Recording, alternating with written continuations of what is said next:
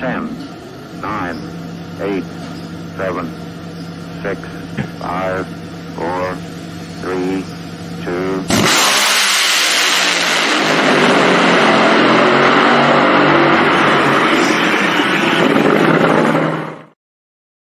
Ladies and gentlemen, boys and girls, it is show time. That's right. It's time for the Competition Plus Power Hour.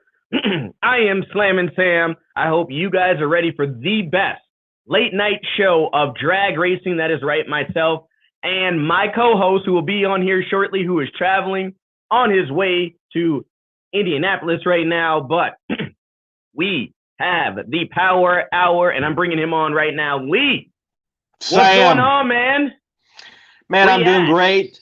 I am just outside, north side of Knoxville, Tennessee, on my way to Indianapolis. This will be my stop in for the night. Got to get into Indianapolis tomorrow, do some things for Foley Lewis Racing, and we'll be at PRI for the rest of the week. And we'll see what kind of shops I might be able to get into. I'm going to be doing some tours around PRI. I know Elon Warner, the guy who helps us so much, the greatest PR man ever in drag racing, possibly in sports overall. He helps us out with booking folks. He said that he might have some interviews for me at PRI. Looking forward to that. I am supposed to be interviewed by the Texas Motorplex like 1:30 Thursday, and I might just drop what I've been hinting about what my year will look like beyond NHRA drag racing, and that I will put a lot of my focus into. So, yeah, be on the lookout for something like that. A lot of announcements coming at PRI. Looking forward to the Ron Capps announcement.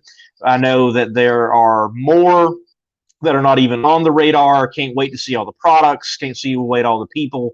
Looking forward to PRI. My first PRI. Why is PRI so important, Sam? You've been there. What's the atmosphere like? What's the experience like? Man, well, first of all, congratulations making the trip up to your first one. Man, PRI is different. I went, the first time I went was back. Well, first of all, since you're doing that, everyone, I hope you have your cocktail of choice tonight. I'm drinking, as usual, per episode, drinking the good old Monster.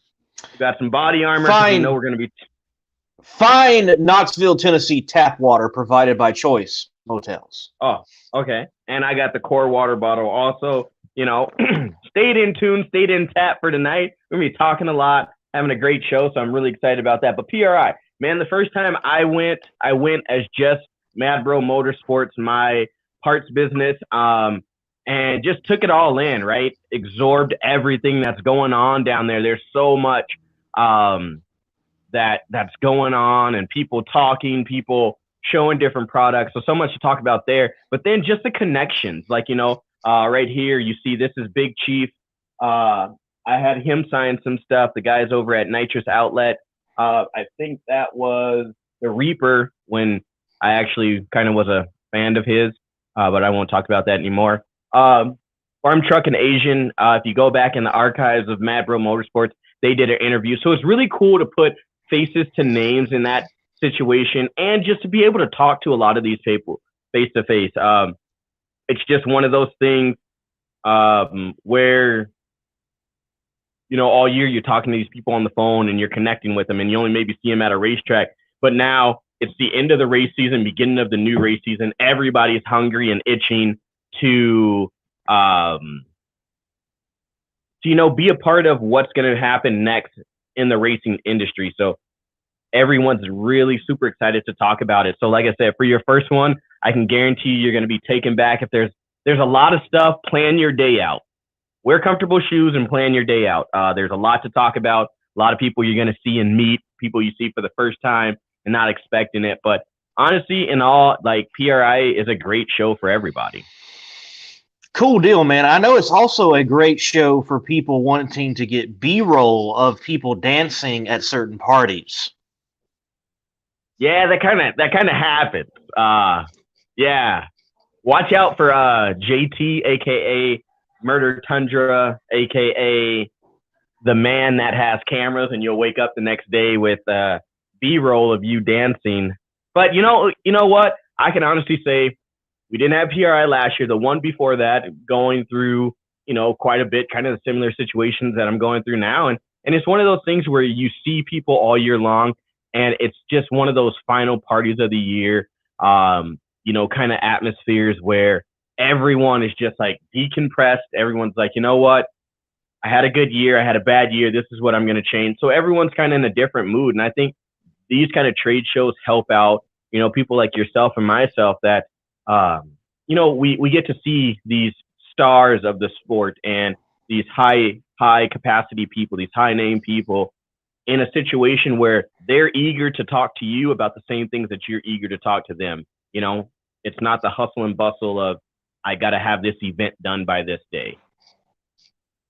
Definitely. And I'm looking forward to it, man. Looking forward to getting in a lot of interviews, giving some behind the scenes glimpses. I enjoy being interviewed. It doesn't happen a lot, but I do enjoy it when it comes my way, and sharing my story and how I got here. Worked hard, and I believe Providence was involved, and it's continuing to roll on.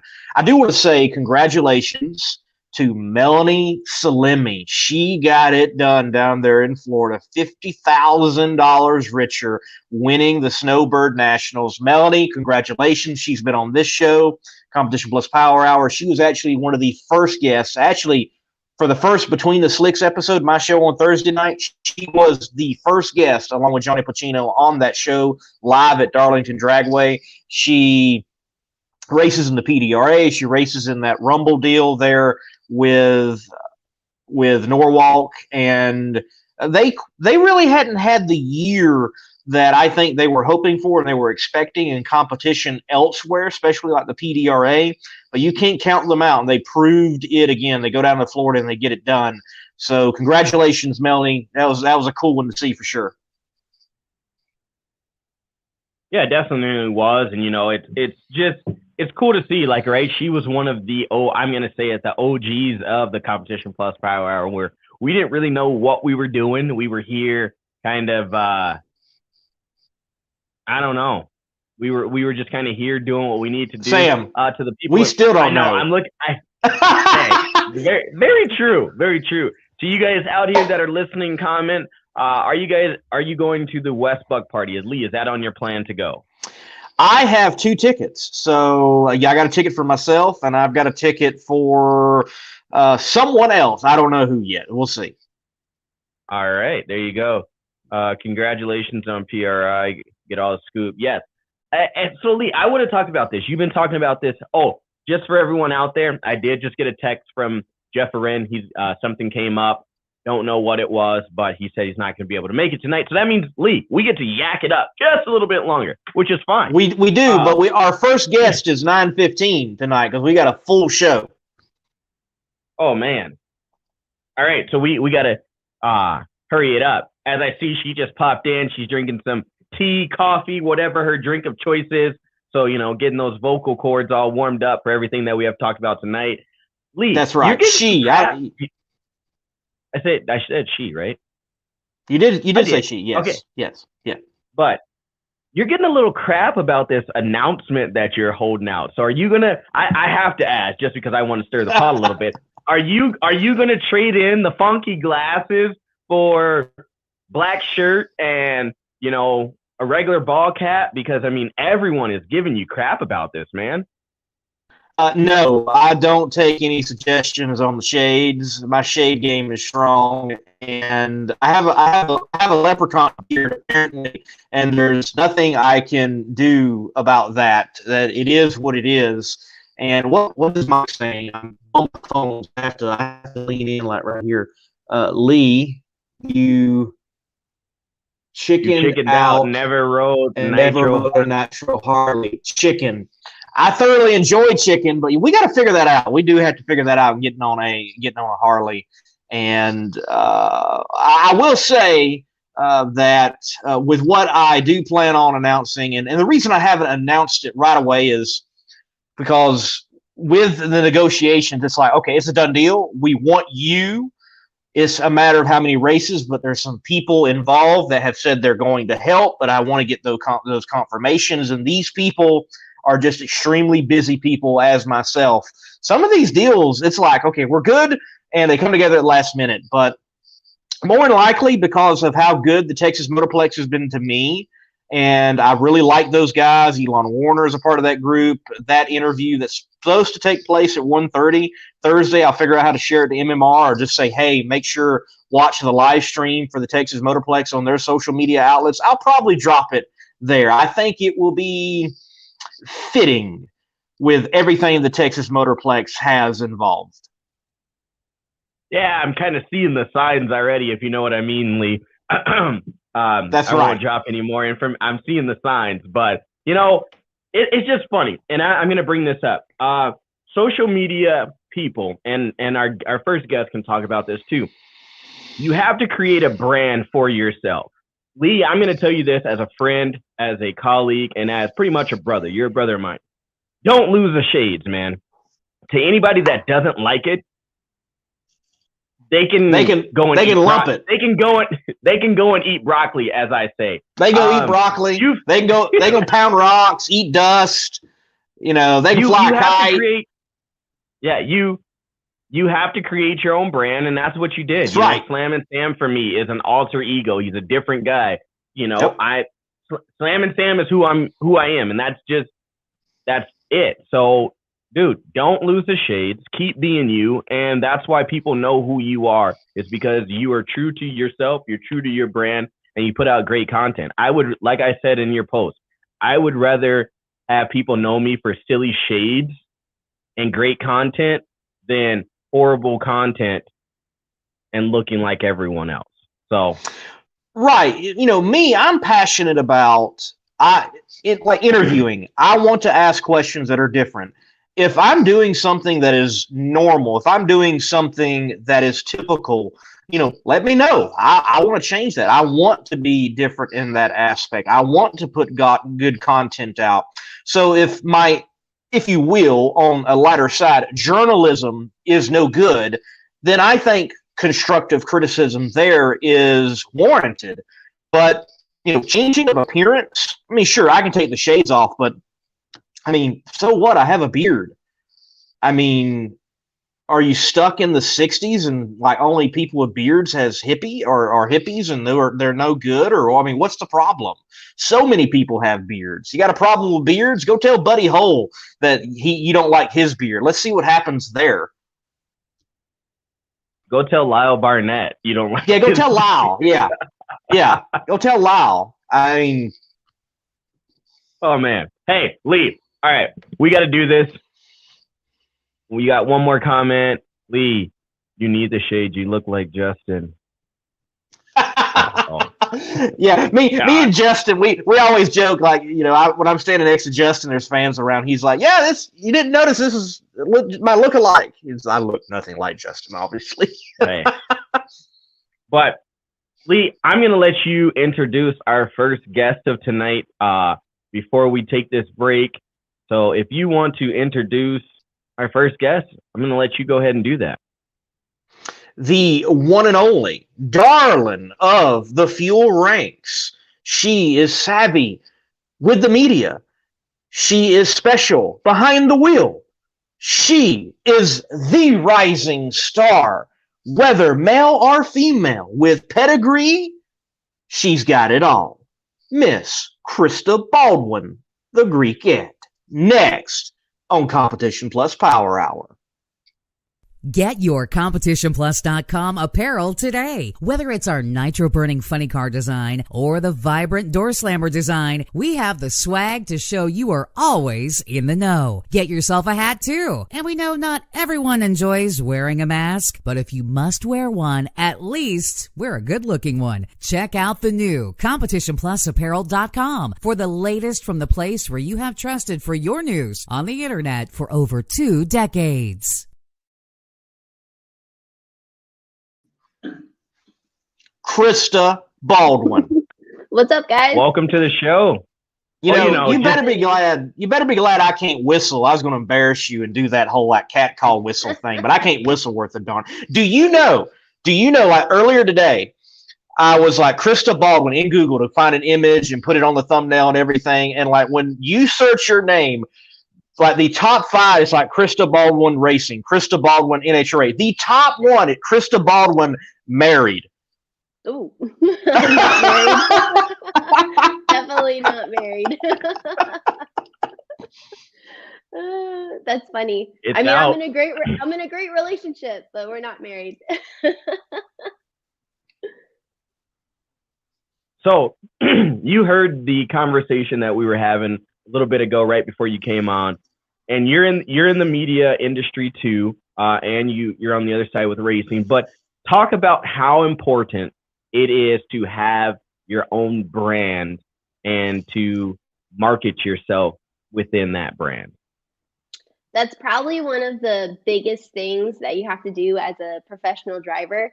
You have to have people want to be with you and to be excited for you and to bring, the same ordinary thing that everyone else does. It's not fun. And so to bring in the fun and, I always I love what I do. Obviously, everyone could tell I love what I do. But it's true. I mean, that's me. And when you see me on TV, it's how I am in the pits. It's how I am at home, how I am with my friends. And, the biggest thing is that people got to love you. And for people to love you, you have to just show your true spirit and show what you can do. And especially with the corporate America, I mean, a lot of these brands, they want you to be a big ambassador. And so the companies I go after, I truly believe in them and I can truly, put forth hey, this is a brand, this is a product, this is a service that you, as my friend, as fans of the NHRA, need to have because it's changed my life. So having your own brand it's pretty big, and especially people recognize you because of your brand. I mean, Lee with your beard and with the sunglasses, what you guys were saying. I mean, that's you. That's right. I mean, if you don't know my name in the pits, like the guy with the shades and the beard, Yeah. If someone knows, they can put all the dots together. And that's one reason why I did it, because, when I started this, I didn't have any connections. I'm just walking up in the pits, buying a regular ticket. I needed something I felt to make me memorable, along with the interviews, so that when I came around 5-6 events down the road, because that was like the span of them, hey, this person remembers, maybe not by name, but he gets interviews and he wears shades. And it's worked out so far, so I'm just going to keep the shades. Mm-hmm. Now, we've got you on the show tonight because people definitely are grooving on your brand, because you do have great energy. Don't ever lose that energy. You won the Top Fuel, basically, fan vote in the first Virtual Reality Hot Rod Association Competition Plus drag race. So congratulations. You basically won a fan vote. How's it feel? It's pretty cool. It's funny because the last couple nights, or when the fan vote was happening, Bobby Bennett kept texting me or calling me, and I kept thinking, I'm like, why is he calling me? And he's like, you moved on to the next round. Get your votes in. I'm like, okay. So of course I sent it to all my friends, and it's a true testament that all that hard work that I put in for the last year, people are starting to recognize it, and it's cool that they want to see me succeed. And now just to translate that from virtual to reality. Oh, it's going to happen. It's going to happen. Oh, for sure. And I hate to spill the beans. I was going to say this next week on my show, but I have that video from Texas when everyone was dancing in the rain. So, Krista, you're in that one. So, oh yeah, you're gonna about that.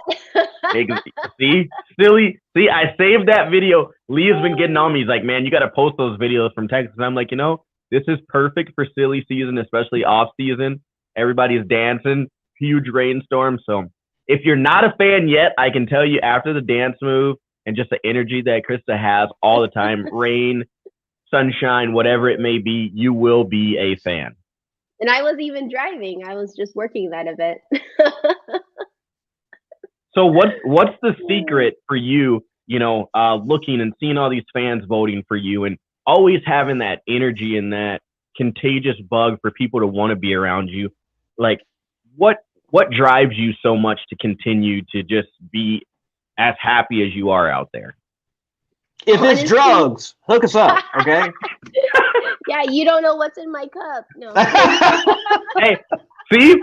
That's the good thing about it's the late night show. So whatever's in your cup, we're not asking. We're not, hey. It's just tea and honey, so it's nothing too exciting. You're supposed to go with it, okay? Okay. No, it's literally driving the car. Like, I have so much fun just driving the car. It just, the sheer fact you're going 300 miles an hour, you're pulling, 7 Gs all the way down the racetrack, and just the sheer excitement of, one of my favorite parts of the run is actually not even in the run. It's when we start the car, because I love it when you hear the motor start turning over and they squirt the gasoline in. And then right before I pull the pump on to let the nitro come through, you can just literally, if you listen carefully, you can listen to every single cylinder start to fire. And then it just erupts in this crazy 10,000 horsepower monster that we know top fuel dragsters are. And I love driving the car. And it's fun because I do it with my best friends and I do it with my family. And, I've been through a lot in my young 28 years, and I know that, you're here for a good time, not a long time. I mean, this could go away any second. And so you just got to appreciate what you have. And that's what I look forward to every single day. I utilize getting in that race car and making a pass down the track, because it just keeps that fire burning inside me, especially in these long winter months, especially today in Indy. It was freaking 22 degrees out and it's freezing.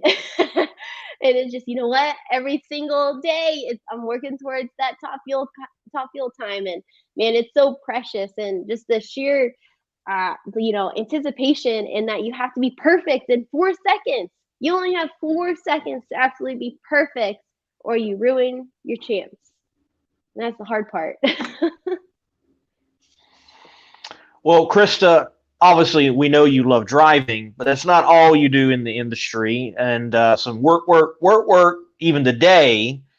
What's it like getting ready for PRI? I mean, Paul just keeps adding more and more under the umbrella, and I imagine that's more and more to your plate. And it's like, oh, come on. I mean, how many booths are you managing? How many set up the day? I saw the car rolling in, Like, do you look at PRI like I'm going to my first one? I'm like, oh, this is going to be so amazing. Or are you like, oh, PRI?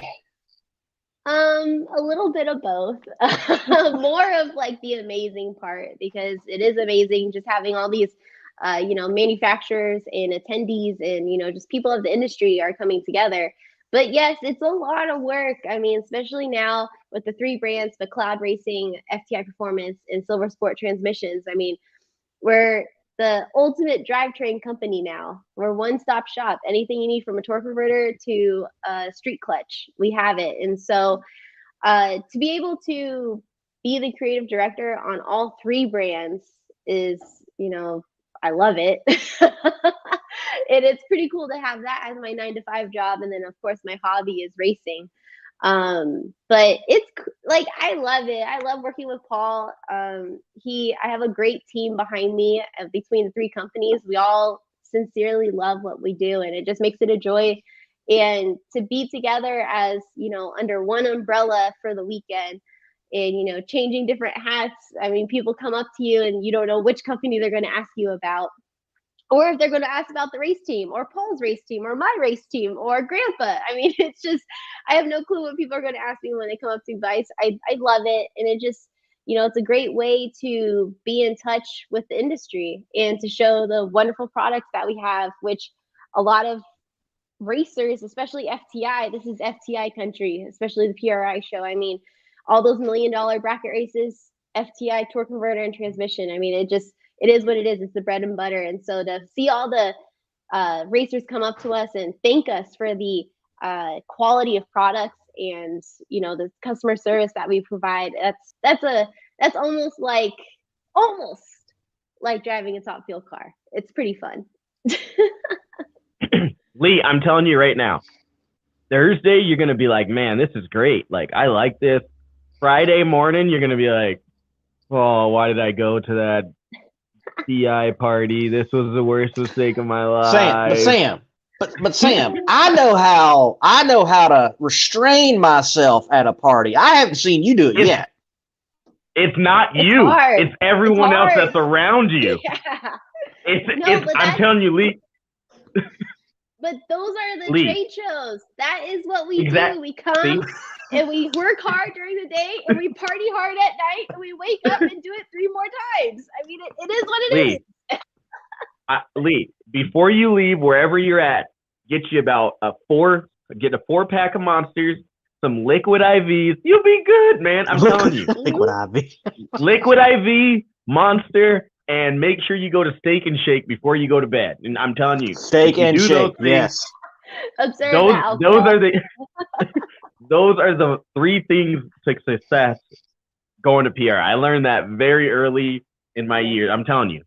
But yes, that who stayed out too late that night after going to the DI party, because everyone's like, okay. Everyone walks in with sunglasses on inside. They look like you. Well, there we go. I mean, no one will know. Okay. Since we're going down this maybe if I messed up, I take them off, and I'm doing the reverse. Yeah, there you go. Everyone would. So, Krista, for you, what, your years ago to PRI, what would you say is the most memorable moment for you going to PRI and experiencing that?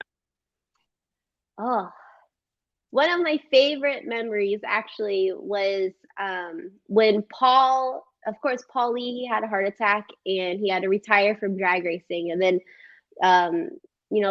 took the last 2-3 years to really recover and build his body back up, and to be able to announce that he was making his return to drag racing, with Clay Milliken and with the marketing alliance with Clay Milliken and working with Don Schumacher Racing. I mean, that was a pretty cool moment. It just, true grit right there. I mean, you have a widowmaker heart attack 2 years before.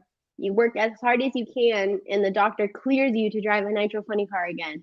I mean, it's absolutely amazing. And to be on that journey with Paul, coming from the ground up, we literally made a team out of thin air when he decided to come back, and just to be a part of that and be part of, the general manager role of that and overseeing his operation here in Indy and Brownsburg. That's probably like one of my favorite press conferences that I've attended at the PRI show. And of course, Drag Illustrated named me 30 under 30 a few years ago, so that was pretty cool. And that was even before I got into the Top Fuel car. That was early in my alcohol days. And so for people to recognize, even at that stage of my career, that, this is what I want to do. This is what I grew up doing. And this is what I love doing. And I'm going to, obviously with Grandpa, I have quite a few years to continue to do this.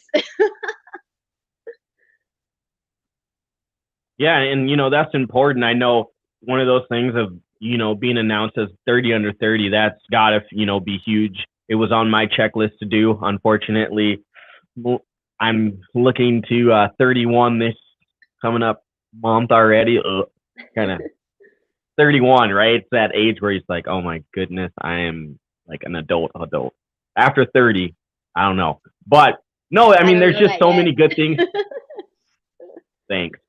Right, Lee? You know about that life, Lee. I do know about that life. I mean, I feel like I'm behind the 8 ball when it comes to everybody getting into this game. I did a complete career shift at 32, and here I am. But yes, I'm looking for DI's 40 under 40 at this point for sure. Hey, here you go. Roger says I want a 70 under 70. My man. I'm pretty sure I have a candidate for that. Yes, definitely. All right, Bobby, there you go. Bobby, starting a new age category, so there you go. You can do that. DI's got 30 under 30. Comp Plus can be the 70 over 70. You could even do 90 over 90. That'll include Grandpa too. You could. And once again, the Greek and Garlits line up. Yeah. All right, one question here for you. It says, will Krista have any announcements concerning the 22 season at PRI. So basically, do you have any silly season news? Yeah. Is there anything that you're holding out? Yeah. Yes, I am holding out on a couple things, but I will say this. I am fairly confident 8 to 10 races next year. And so I did 5 this year, so 8 to 10 next year is going to be big.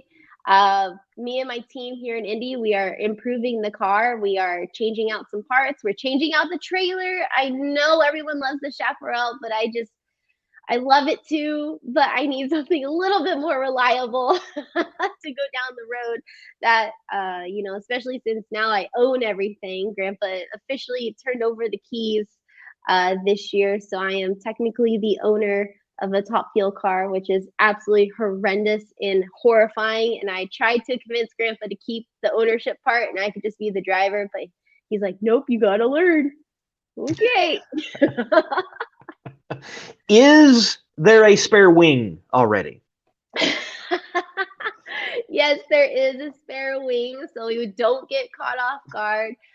You also got to remember, I mean, that wing, it's almost older than I am, and I don't think that wing has ever seen that fast at 2019. So it was just, something happened when I made that first round win in Charlotte early this year, and I guess it was the wing.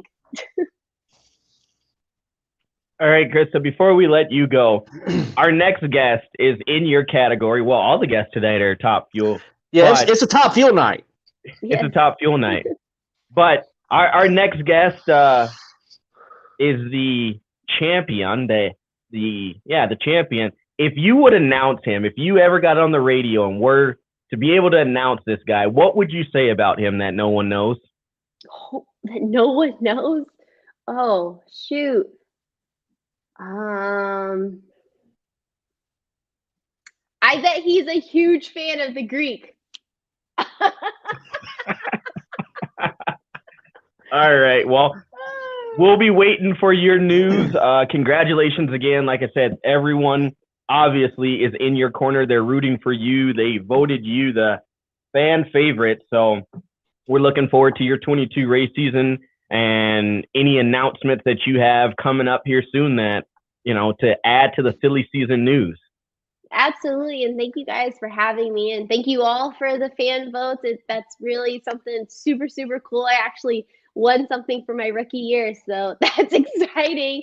But if you are going to be at the PRI show, be sure to come by the McLeod FTI and Silver Sport Transmissions booth at 225. We'll be right at the end cap. And then, of course, Paul's Nitro Funny Car is also in the show over by the TMS booth. So a lot of cool things.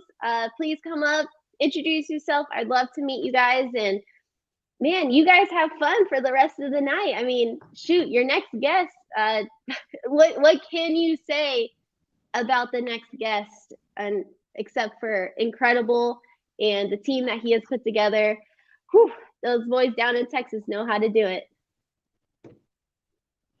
In the race for quality, there is no finish line. Jerry Bickle Race Cars is a one-stop chassis shop for drag racing performance parts and race components. For over 50 years, Jerry Bickle Race Cars has been an essential part of racers' plans for building world champion race cars. Our parts department is stocked with every part a racer might need. Log on to jerrybickle.com for more information. We build anything with doors. jerrybickle.com. How about it? How about it? How about them Capco boys? How about them Capco boys? What's going on, guys? Man, champ is here. It's a good night to have the champ on. Man, I'll tell you what. Krista hit the nail on the head. I am the biggest Greek fan ever. And I she was still in the waiting room, so brought her on. Yeah. So when you know who the Greek is just your whole life. It's the Greek. And then I get to know him. I go visit with him at his trailer and I talk to him. And then he's like everybody's grandpa. Like he comes over with the Werther's original in his hand, hands him to you. Like you may be going to the final round at Indy. And the Greek comes over, just real sly, reaches down in the car, hands you that Werther's Original, shakes your hand, and you're like, this is the coolest thing ever, but what am I going to do with this Werther's Original now? Exactly. He does it to me all the time. The best thing ever, though. So what's going on, guys? Oh, just having a great night. And like I said, Krista was still on, so I figured, if she wants to hang around, she can hang around, ask questions. Why we're having, because I know Wes is going to say this, so Lee, I'm beating Wes to the point.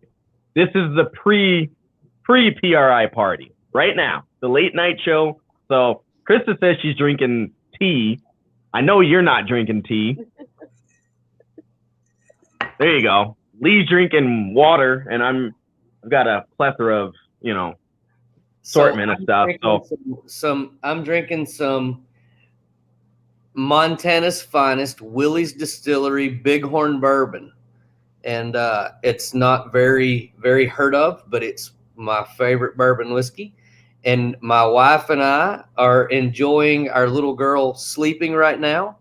And we're having our own little watch party of the National Finals Rodeo. We spent the weekend out in Vegas and cheered on some of our buddies that I've met through the Western industry. And so now, like, you come home and you just cheer them on for 10 nights in a row. So, man, we're having a blast. Yeah, what part of Montana is that? What part of Montana? Ennis, Montana. That's where Richard Hogan lives. Okay. I actually know where that is, so not too far. It's a drive, but a long drive. But if I fly to Billings, I might have to see that. So Lee, we're going on a road trip. Richard flies in and out of Bozeman most of the time, but yeah. So, Steve, from other interviews, you're not going to be at PRI, so already enjoying it. How will you continue to enjoy it? Been able to drop anything over the time you've already been in Montana? So that's where I will be. I'm going to head down south and spend a few days down there. We like, it's family tradition to go down to the ranch in South Texas, Thanksgiving Day, spend a few days. Being that Haven Charlie's here now, my wife and my daughter stayed at home. They didn't want to make that drive down. And so I went down and did that. And I've spent some time there, but things are busy at Capco. So between work, I've tried to get away. I'm going to go down there and spend a few days through the weekend and maybe some of the first of the week next weekend.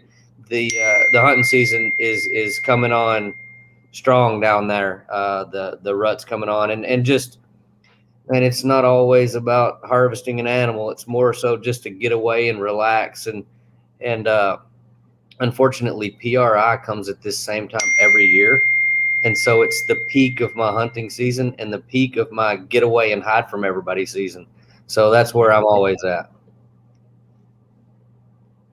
Krista, if you have any questions for Steve, go ahead and answer. Or if you want to enjoy the rest of your night, you're more than welcome to. So the floor is yours. A question for Steve.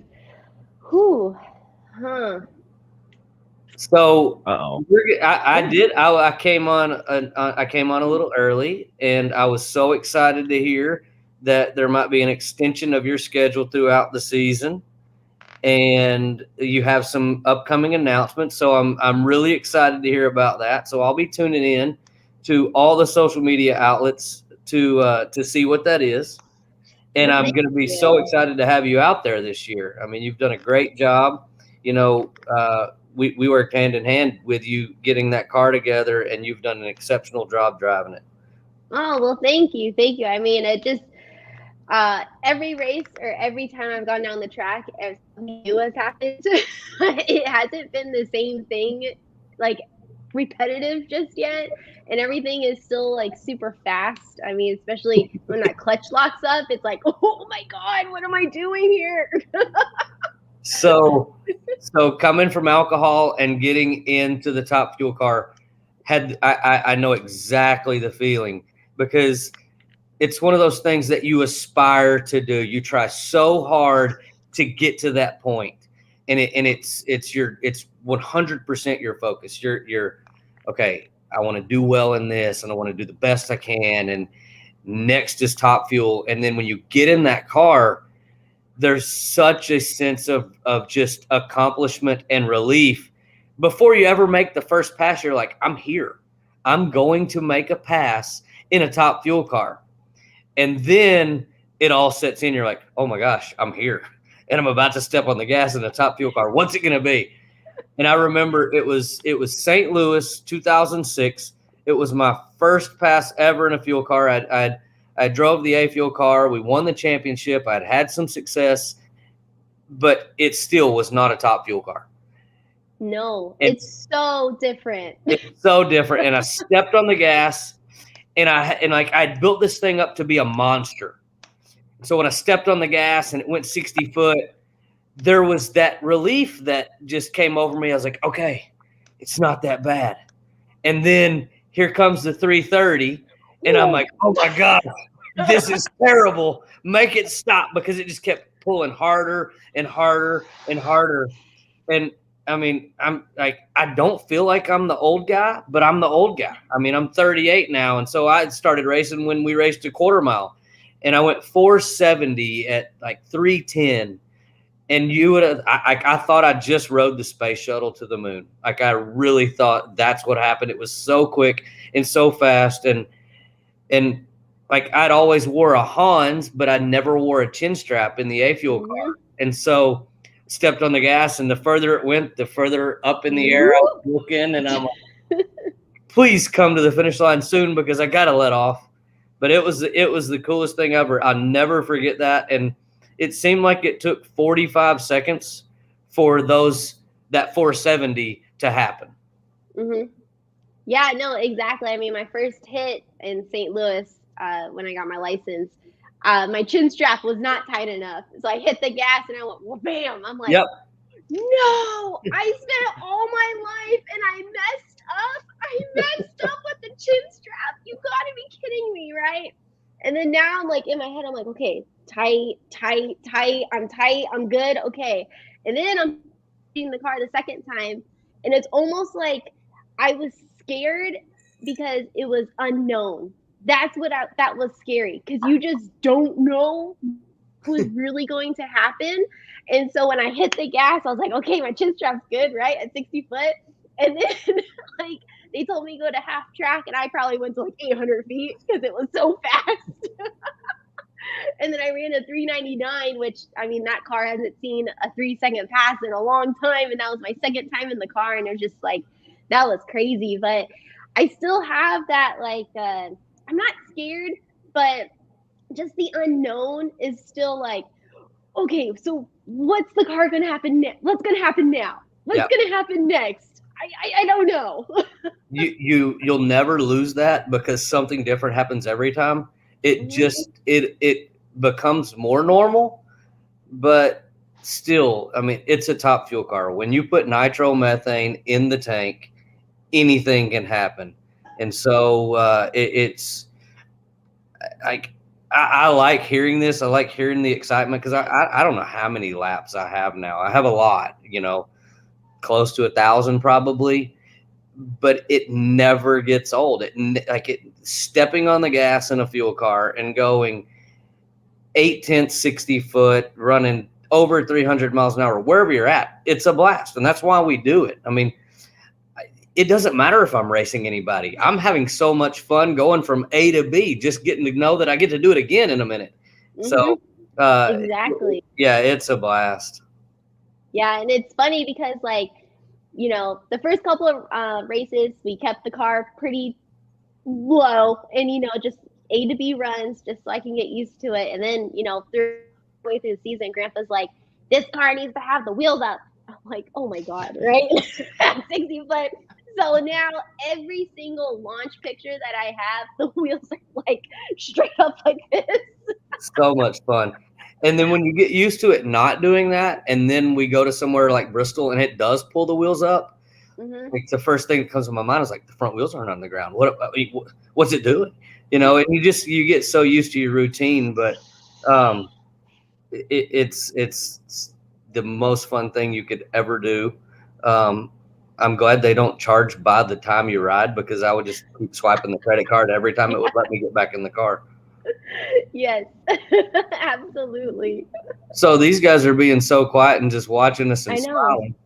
It's been good. No, it's such great insight into what y'all go through, and it's refreshing. Again, the energy, the excitement over it.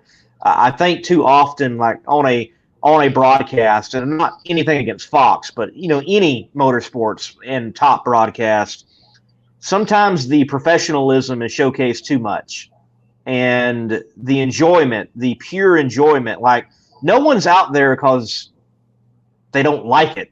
I mean, I see a few people. I wonder if they like it actually, but nonetheless, most people are out there because they're having fun. They enjoy it, and I think that needs to be showcased for sure.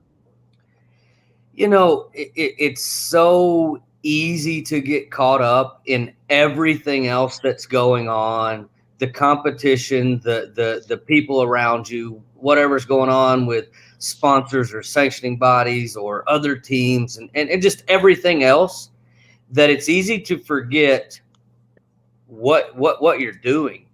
And I think it's similar, and it resonates with any other sport, stick and ball sport, or whatever it is. You're doing something you've done since you were a kid, something that you aspired to do and aspired to be. And if you can't enjoy that and just relish that moment, what are you doing it for? I mean, if it's not fun, what are you doing it for? Because we can pick any job we want. And anybody at any given time would gladly take that job from us. If you're not having a fun time driving a top fuel car and it's so bad, step out and let somebody else get in the seat, because it's the coolest thing ever. It is the best job that I could have ever chosen. My mom has photos from when I was a kid, drawing little pictures that I wanted to be a top fuel driver. And I'm sure that Krista's the same way. I mean, this is what you dream and aspire to be. It's never that bad. It's never a bad day. I mean, and yes, you can let emotion and competition and just the moment get to you sometimes. But and like everybody's seen that side of me, but man, like I'm just a pretty dang excited and happy guy and thankful to be there all the time. Sometimes you just let some of the other stuff take over, and it's, you're right. It's you got to be professional. You got to be the corporate guy or the corporate girl and go out there and do your job. And there's a lot of people that make it possible for all of us to be there. And you got to make sure that you represent them well. But at the end of the day, you're living your dream. Every one of us are living our dream, whether we work on them, whether we drive them, whether we tune them, whatever. We're all living our dream. And that's why her people, that's why her family, that's why she's the owner now, but I mean, the Greek, I mean, it's in our blood. That's what we do. That's my team is a group of guys that have made this their life. I got Maryland and Georgia and Bob and Dom from New York. And those guys are the epitome of drag racing is their entire life. I mean, we're talking about a couple guys that had a top fuel car in a normal garage, and the door had a hole cut so the front of the car could stick out so they could work on it inside. They had a ramp truck. Like, if I called Bob right now, I would be willing to bet he's at the shop or just left. And then in the morning when I go to work at Capco at 5:30, in 30 minutes, like at 6 o'clock, I can call Bob and he's in there already again. I mean, he lives it and breathes it, and that's all he does. And Dom's the same way. And so when you surround yourself with those people and you just make sure you have a good time, there's nothing better than doing what we do. Oh yeah, we talked to Dom. Oh, for sure. We talked to Dom last week on the show here, and asked him, like I told him, I said, I think they've made the Yankee hat more famous than Jay-Z did. Like, honestly, like hands down, they have made that hat more famous than anyone I know. I see it everywhere I go, and you just know. But we asked them the question. We asked Dom the question last week, and he told us to ask you. And it's funny, we have you guys back to back. Where did them Capco boys come from? Like, that is the question that everyone wants to know. Man, my dumb butt gets out of the car and there's no telling what I'm gonna say. And I honestly don't know where that came from. I mean, maybe that's something that I said as I jumped out and said, "How about them Capco boys?" But I guess, man, I'm from East Texas. My grammar and way of speaking is not proper, and so that's probably something that I just jumped out and said. But I think it's got to go back to the early '90s when the Cowboys were good, and somebody said, "How about them Cowboys?" So I'm not really that much of a sports fan. I'm not trashing the guys, but how about those Cowboys? How about those Capco boys? I mean, there's probably some similarities there. Fair enough. What was Dom's? It looks like he said, "Ask you." Honestly, he's like, I don't even know. Yeah. He's like, I don't know. Ask like, Steve-O. Exact. That's pretty much word for word what he said. Well, Steve, it looks like you got a couple questions coming in, so we'll roll into the fan question, or the audience questions right now. It says, Steve, and here it goes. It says, why didn't Capco and Antron form an alliance? Man, I'm mad about that. I don't know. No. All right. AB's one of my best friends in the world. And, where they're at with Green and with Karate and Oswald and everybody, they've all worked together in the past. They're all DSR disciples. They have good relationships. They're both using DSR parts. It just was a really good, solid move for both teams to do that. Antron and I have talked about where he's at now for the last while. I mean, whether it was him coming over with us or him starting his own deal or whatever. I mean, there's always some type of conversation going on about what's the next move. And I would love to race with Antron, and we would love to race together. But it was the best decision for him to start his own team. I mean, that way, at the end of the day, he has assets, he has control, he's in control of everything and every decision and what goes on. And he's made this his livelihood. He's made this his career. And so I think for him personally, it's the best decision to go on his own and do his thing. And team wise and alliance wise, with the parts that they run and just the people that are making the calls on everything, it was a smart decision and a good business decision right there. And it's going to be, it'll hone and sharpen Justin as a driver to be teamed up with Antron, because the guy's arguably one of the best drivers out there ever. And so to learn from him, to talk to him, I mean, it'll definitely help sharpen Justin and get him a word of experience coming in from a Top Fuel side of things that will make him extra dangerous. So I knew what was going on. I had talked to AB about it, and I just think it was a good move for them. Definitely was, with how they've been close and how Justin got into the car and everything like that. So it's one of those things that you don't really bat an eye out, right? You see it and you're like, I can see that one happening, and you just kind of keep moving forward, and it's going to be a great thing. Another question here for you. It says, are Steve and Billy's cars going to have the same crew members for each car in 2022? That guy's not a fan of Kroger. So that's kind of a confusing question. I've got a couple guys that are on the fences whether or not they're going to come back Both of them actually are wanting to stay at home and start their own business. But one of them has came and went and came and went and came and went again. So we don't believe anything he says until we know he's not coming back. And it's and like you'll have to go back and watch the 2018 speech. I mean, I gave him a lot of crap about it in the championship speech as well, because he had done that before.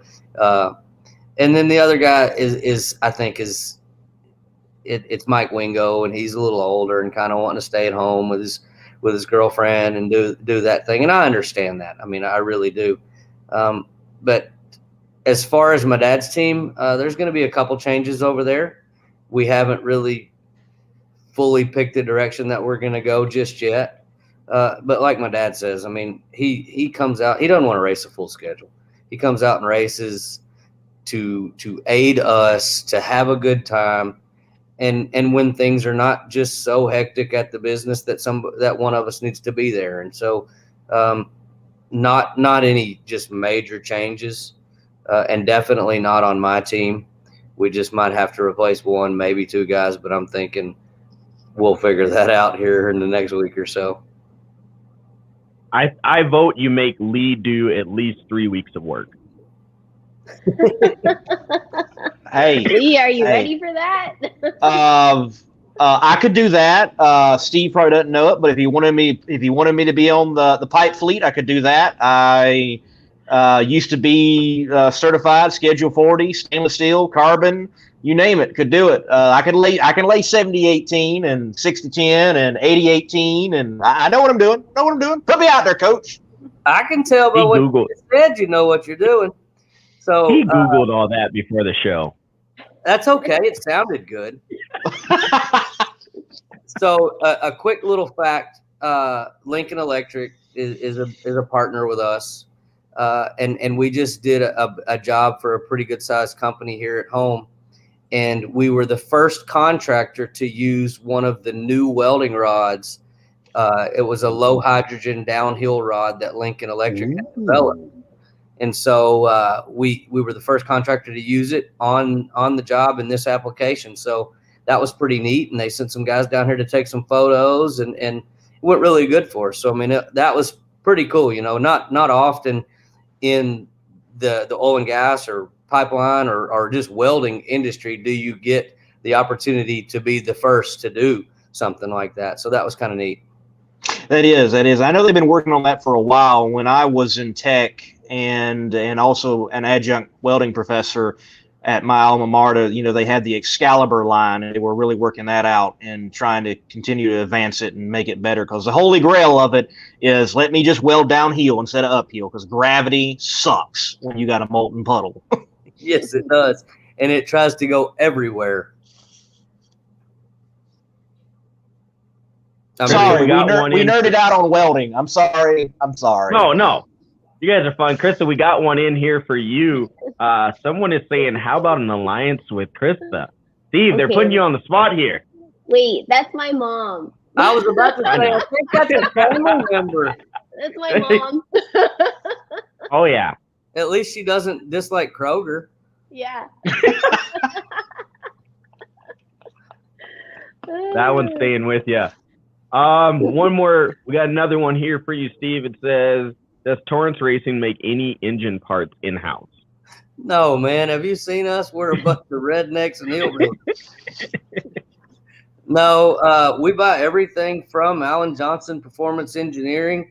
AJ, in our opinion, AJ makes the best parts. And one thing is they're always consistent. They're always on time, and they take very good care of us. The guys there at the shop at AJ's are great guys to work with, and they keep us going. I mean, we buy a lot of parts, we sell a lot of parts, and we keep a great inventory of parts, but we don't wear parts out or destroy parts. We roll them out while they're still good parts and sell them to other teams. And Krista buys a lot of parts from us, and just, there's a lot of teams that we sell parts to that are really good parts, that they go out and run really hard with. We have a life cycle for everything, and we roll them out at that time. And AJ does a great job at keeping us in parts and just giving us the best stuff that we can get out there. So, Steve, I know we're running down on time, and I want to get one championship question in because I know everybody expects, like, oh, they're going to talk about the championship. And, well, me and Sam just have a different show. We're different guys. And you've already done that media rant. So, beyond this championship, congratulations on, like, your 10th one. You know, keep it up, man. You're doing great. I've got to ask, very similar to what I asked Dom last week. You know, a lot of race teams, they start out, they put that chart on the wall. It's a checklist, like go to the first race, win the first race, win the first championship. What else is there in the Capco Contractors, Torrance Racing checklist to check off for yourself? So I think that every one of my guys will share this same sentiment. I think at one point we had that checklist, and it was win a race. And then it was win some more races and then win a championship. And we checked all those things off. And once we did that, we threw that list away and we made one that just said win a race. And so we never check it off. We just say, well, okay, if we got this one done, it's the next one. And just simplify it, because you can become complacent. You can back up and not be as aggressive and not chase it as hard and forget that everybody else is gunning for you and wanting to be where you're at and wanting to do what you do and wanting to beat you because you are the champ. And so if you become complacent in that and just say, okay, well, we've accomplished it, and you're not hungry anymore, that's when you lose it. And so we all maintain that hunger. We all maintain that drive. And it's not about what we've done, because if I look behind me all the time, you forget to look forward. And that's when you crash and burn, is when you're looking the wrong direction and like you just wad yourself up. I mean, you can't win the race if you're motocross racing or drag racing or whatever, or foot racing. You can't win looking behind you, and you can't worry about what's going on behind you. You just got to go. And there's only one person in there, and you know, it's just that what we did is not our focus. It's what we're going to do.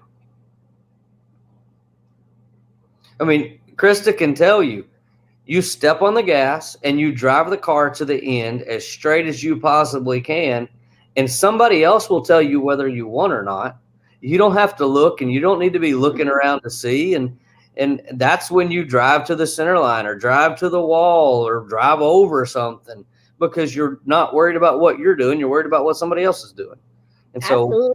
That's the biggest thing. And especially when I won that first round in Charlotte, I had no clue. I don't have a radio. I don't look at the scoreboards as it's going by. Like, I had absolutely no clue until I rounded the corner and they're like, you need to be over by the Fox. And I was like, no. That means I won. No. And I'm pointing at me and they're like, you won. And I'm like, no. And I was like, you guys saw me jump out of the car, and like, I mean, that it's just amazing. But Steve's right. I mean, just you have to go back to the fundamentals of like what you were driving. You were driving something so fast and so cool, and only a couple hundred people in the whole world get to experience this. And yes, if you win, awesome, great, keep going. If you lose, you still did something amazing. And it's, you know, it will slow down for you. It will get to the point where, and Hogan gets so irritated with me, but I know I don't have a radio because they don't need to talk to me. I'll get confused. But I look at the scoreboard, I know what I ran, and then I start looking at the wall to see if the wind light comes on. And all of this is happening in like 3/4 of a second. But like once you get acclimated, that's a long time. and you process things so much quicker. I tell everyone, if you drive your car, whether it's a pickup or car or whatever it is, 70 miles an hour, and you tell yourself, okay, when I get to this pole or I get to this line, I'm gonna let off the gas. And you can do that within 10 foot, either side of it, every time you do it. Because your timing, your mind, everything is acclimated to that speed. And when you start going 330, you're not acclimated to that.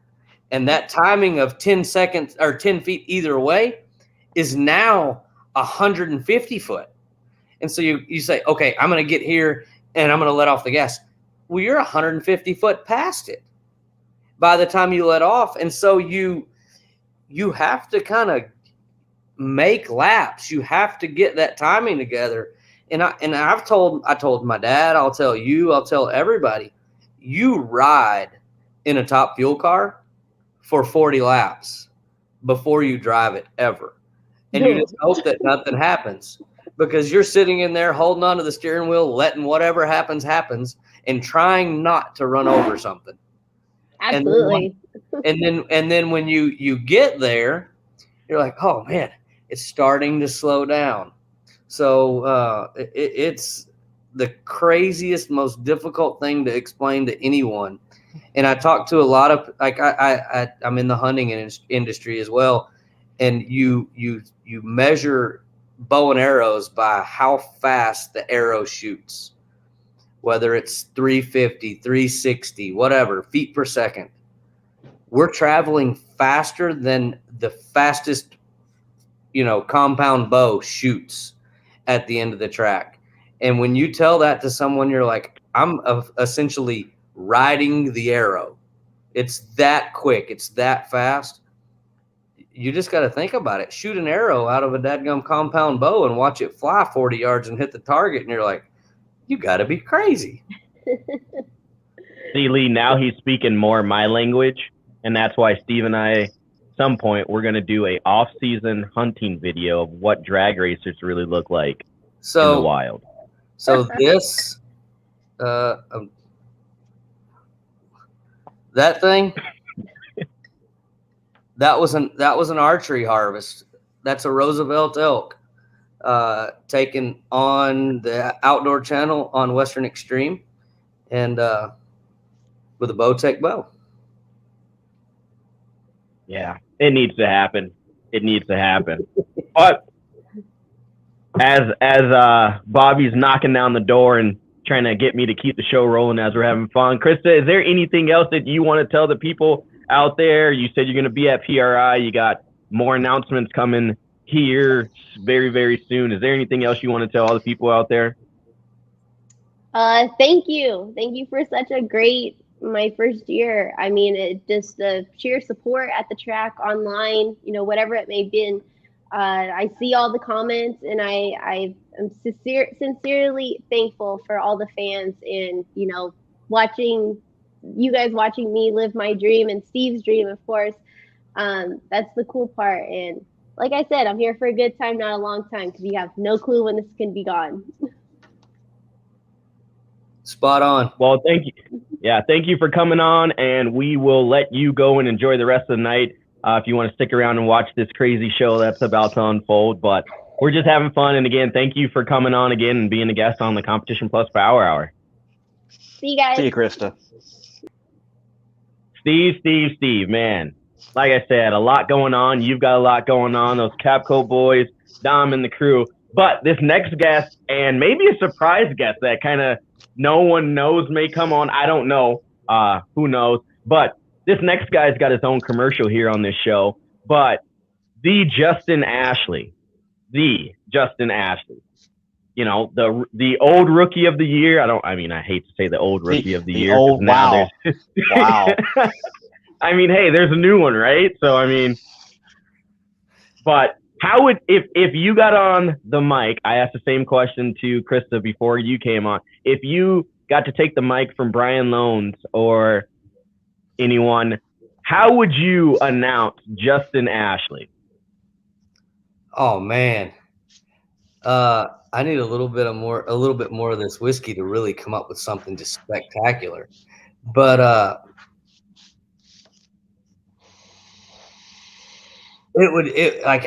would probably like wrestling announcer it up, just coming to the stage. It is the man, the quickest gun on the whole NHRA circuit, Justin Vita Shot Ashley. And then I would have to do some kind of spectacular dance thing or something.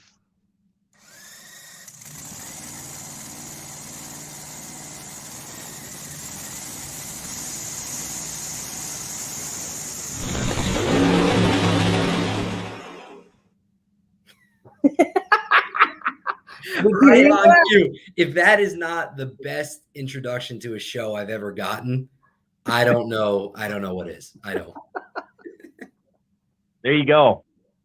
I don't know. I didn't have anything to come up with. I didn't know if Lee did. So I'm like, you know what?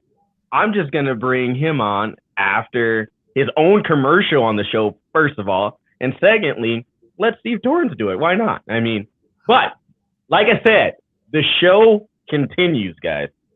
Lee, this is a surprise to you. Justin, a surprise to you. Steve, a surprise to you. But got one more guy that's going to show up tonight. Boom. Oh, The A to the B is on the show. Look at my brothers. Hey, so I got a surprise to y'all. We all three got an alliance now. That's it. That's it. Don't tell anybody. Oh, I hadn't. I forgot. Sorry. Steve, don't let them know all the secrets, man. You can't let it out, man. That was, you just gave some information that's happening. You see They this? just don't know it yet. Look. Looking good. I see you. I ain't even got mine on today. Justin ain't got his on. We all Toyota teammates now. That's it. Hey, Justin, you know what that means, don't you? What's that? We get to go over there and open that book over at Steve-O's place and see what they got going on. We're going to sneak right up in that joint. We're going to be like, hey, we family now. Oh, is that Let right? me see that clutch disc. That's What level is right. that? I've been trying to figure out a way to go about doing that, and now I finally have a way. I have an excuse. Well, guys, I'm gonna tell you, if y'all can get it opened up, that's good because Hogan won't even tell me what's in that thing.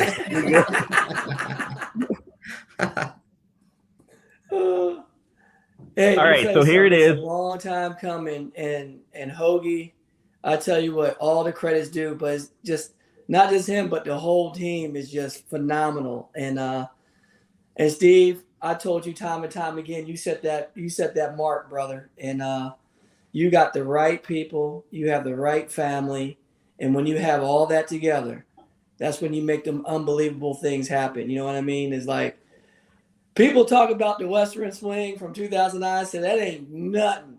The most impressive thing that I have ever saw is when you swept and won all 6 races of the countdown. I was like, what you want to do now? Like, I was like, you gave us something to shoot for. I don't even think that's ever going to be done. If it is, you know, I'll tell you this. Something special. But you know what? We going to try. We all going to try. We all trying again, but I'm gonna tell you, I in the moment, and both of you guys know, in the moment, you're so focused on what you're doing. AB, what you taking a picture of? I'm taking a picture. I got something special here, man. Okay. Something special. I'm about to show it to you right now. In the moment, you don't realize what's going on, and then you look back at it, and to win a few races in a row is difficult. To win a race is difficult, but when you do that in that situation where AB knew the pressure, I mean, yes, it was only the year before when the most pressure I'd ever been in was upon me at Pomona, and we had just had the wreck in Dallas, and I called AB. I was like, AB, I need some help, Big Daddy. You crash these things way more than anybody else I know, and brother, this ain't fun. I need to figure out how to overcome this. And he gave me the best advice he possibly could, and you listen to it and you take it and you try to absorb it, but it's something only you can do.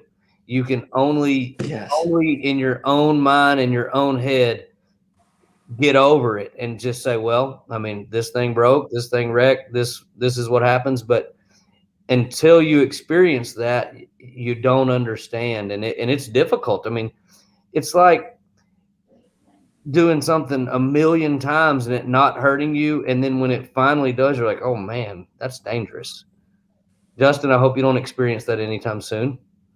But you do have a couple people that you can talk to on this TV that are on either side of you. So you're good. Thank you. Yes.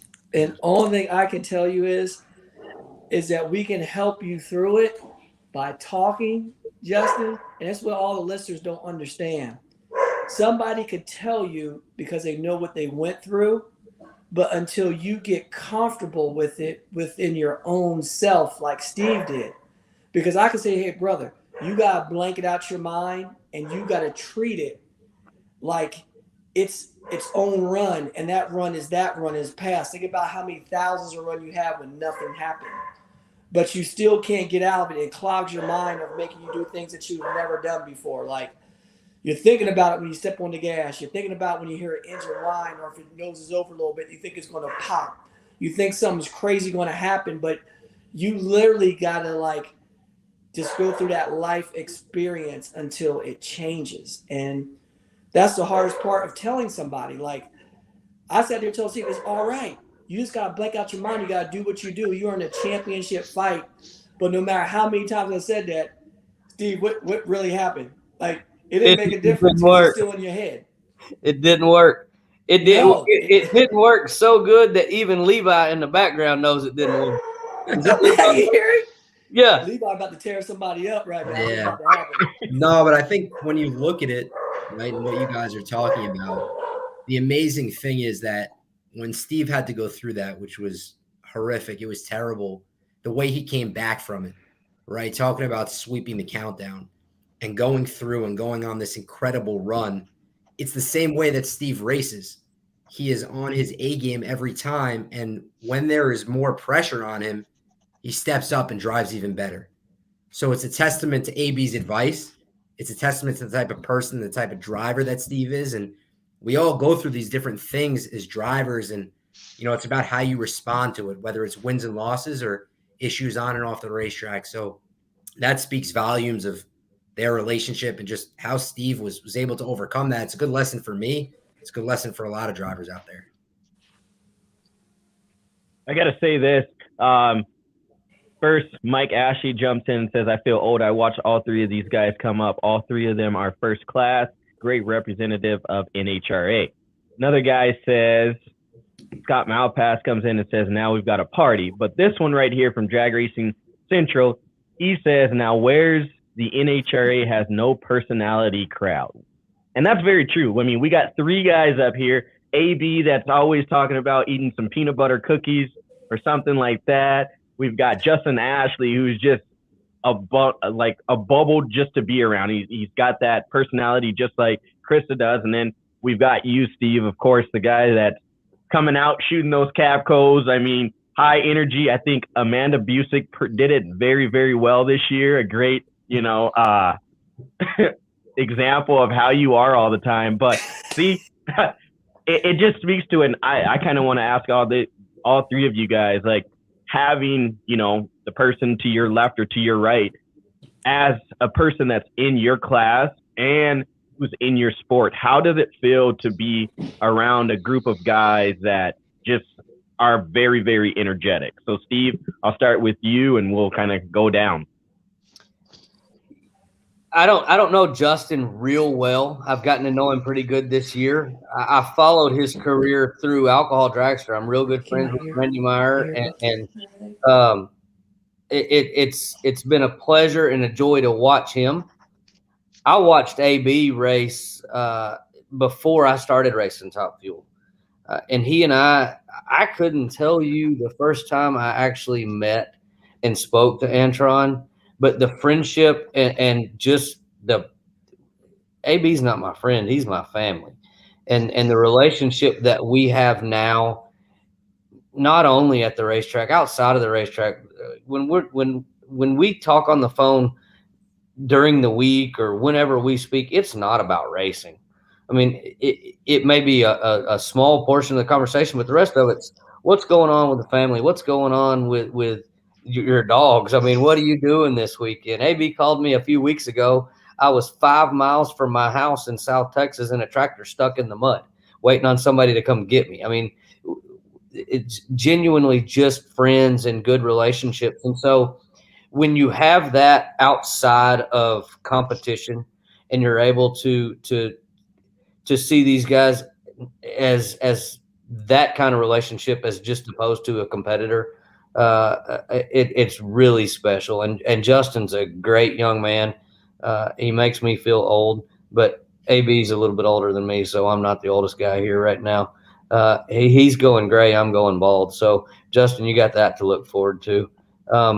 But we just have a good time, and I have tons of respect for Justin. I mean, like you said, you know, I have to step up. I mean, and AB and I both have to step up when we start racing Justin. I mean, I go up there and I pull my best light of the day, of the weekend, maybe of the year against him in Dallas in the final, and I go 35 and he matches me. And I'm like, what the heck do you got to do to get around this kid? And they kicked our butt and made us like it. So he's going to be tough. He's going to be a tough customer all year. And AB, he's always tough. AB is the bar. You have to beat him everywhere. You can't give him any slack on the starting line because he's going to chop your head off and smile at you the whole time he's doing it and get out and hug you and laugh at you and cut up with you. And he just like made you look so bad and you still love him for it. So it's a blast. I love both of these guys. That is incredibly well said, Steve. I mean, you know, for me personally, I've watched Antron make so many laps down the racetrack. I've watched Steve make so many laps down the racetrack. And I think the most significant thing about them is obviously they're at the pinnacle.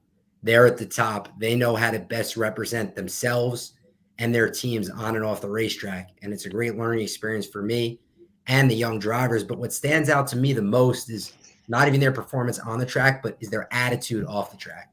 I mean, they have welcomed me with open arms into the top fuel class, have treated me and our team so well, whether it's advice or, you know, sportsmanship, whatever it might be, just taking those steps. And I've had a relationship with Antron for such a long time. And, you know, he's been a friend, a family member of mine for such a long for him. And then getting to know Steve, especially over this last year or so, you know, really taught me a lot about the kind of driver that he is, the kind of team that he and his dad have built, but the type of person that he is. And, you know, as far as I'm concerned, he's got an A+ team and he's an A+ individual. So it's just been a blast getting to race with these guys.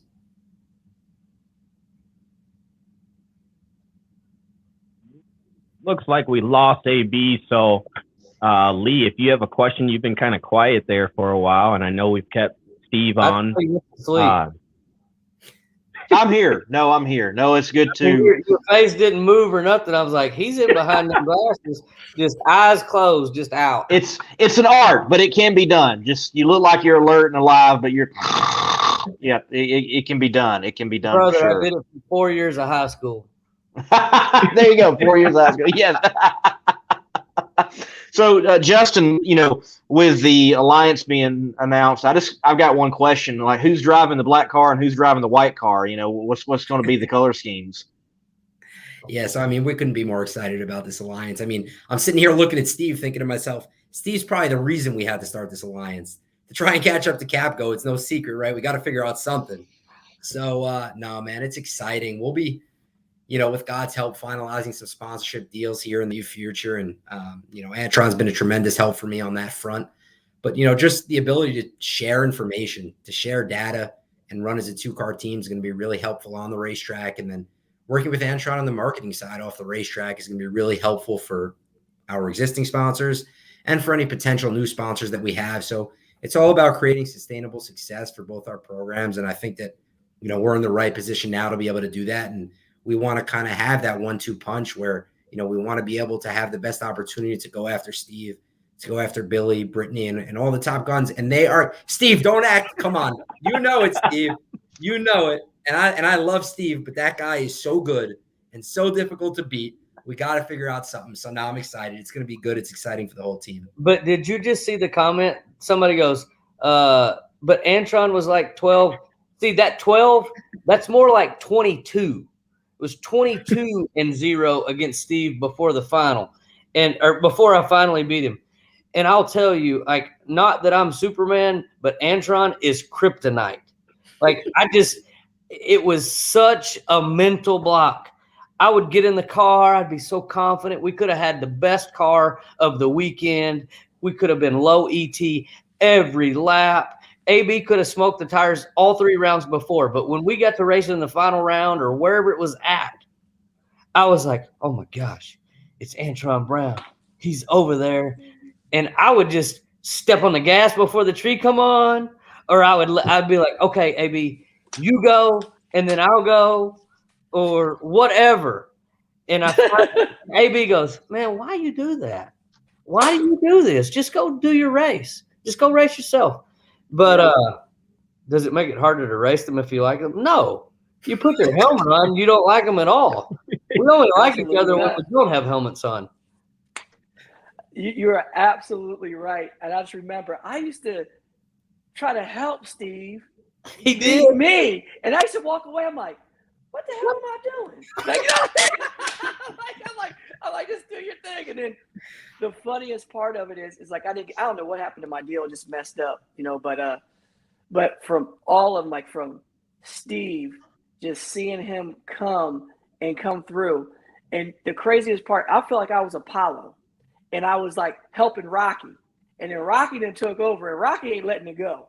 Okay. And I'll even say like, hey, can I get some of that back? And then when I see Justin coming up, I'm like, man, I'm looking at there. I'm just like, bro, let me tell you something.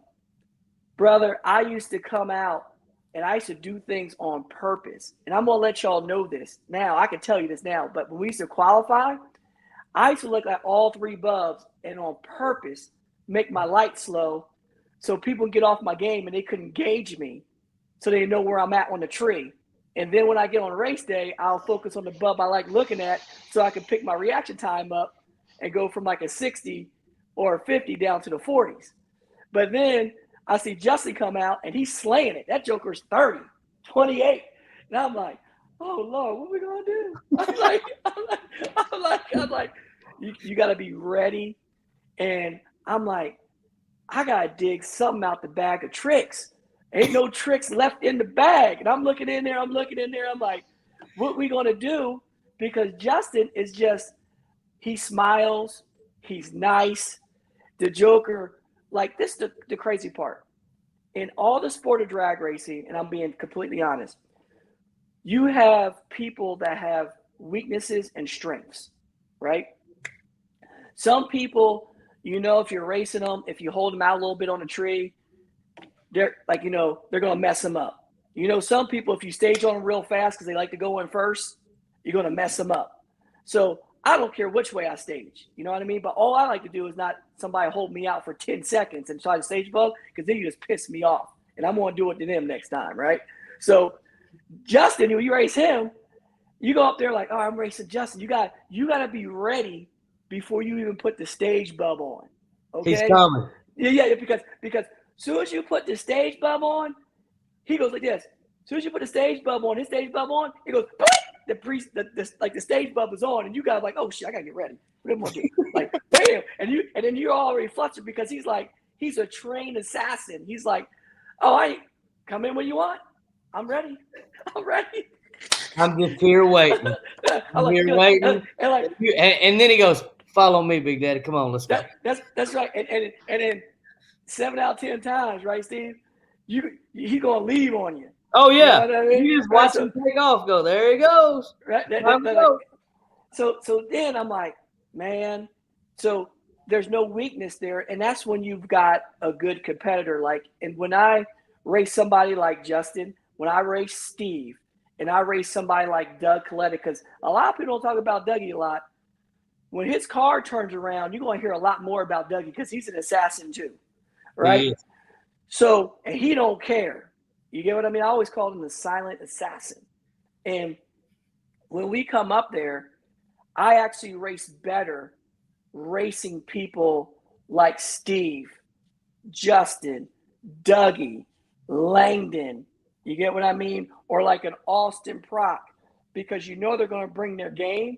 And I go up there with a blank mind, like I have nothing to lose. When I don't race to my full potential is when I said, man, I just got to do this, but I can't mess up, because you feel like the only way you're going to lose if you mess up. And you got that with certain people you race, but now the competition all around the board is getting stiff. But Steve and Justin are just like, and the other ones I named, they're just on a different plane. Like, I mean, when you come up, you better come up to that bat like, hey, these jokers just stole my lunch money, and I got something I owe them. You know what I mean? Because look, everybody think, you know what CAPCO stands for? Did y'all ever realize what that stands for? I want to hear this. Come on. That is the cap company. He's about to put a cap in your butt. You follow what I'm saying? It's the cap. It's CAPCO. You don't understand it? We popping caps. You popping cap company. Not popping caps. He's the company of popping caps. Okay? So when he goes bing, bing, bing, it never stops. Look, CAPCO. That's cap company. He's got the company that busts a cap in your, you know what? Nat just looked over here and goes, where did he come up with this? Justin, why are you smiling so big and just sitting back not saying nothing? When I realized that when AB comes on, that's the best thing to do. It's the best way to get it's the best way to get entertained. If you want to get entertained, if you want to have a good time, you sit back. Steve knows this. You listen to AB. You leave with a smile on your face every time. So now I thought, I didn't think anything about Capco Contractors. That's the name of the company. Now, every time I think about Capco, that's what I'm going to be thinking about. Exactly. He's going Cap Company. That's right. We got one too. Look, you got Justin Ashley, right? You know what Justin does, don't you? He burns that tree down, leaves your ashes on the starting line. That's what he does. See what I mean? Just ashes. Hey, Justin, you're going to start doing this. Let's do this like this. Do a little this. Go like, a little ash on that line. So now it's up to Steve and I to figure out what Antron Brown means or what AB means. You got to give me something. Oh, man. We got to come up with something for AB. Yeah. Oh, Lord, have mercy. But I love it, man. That's like, we're going to bring back, I don't know what we got to do, but we're going to leave for like Sammy and for what the hell, what does traveling MMR mean? I'm on the road, man. What? So what's the MMR mean? Monday Morning Racer. Traveling Monday Morning Racer. And you know what's funny? I've been sitting here for an hour trying to figure that out, but I didn't ask. Oh, man, guys. I did. They were distracted by the sunglasses and the beard. That's right. They're distracted. Gotcha. Don't worry. Okay. No, you know what? Hold up. I got something for y'all. Hey, Lee, I knew we were going to have a show tonight, but... Hold on, Lee. Shoot. I got something for you, big dog. You ain't going to be the only one. I see you with the red shizness. Let me show you a little bit of these, boys. Oh, yeah. Oh, look at that. Yes. Hold on. Let me give you a little side view. You gotta leave those on, Steve. Steve, leave those on. Come on. Mine were binoculars. I don't have anything. Yeah.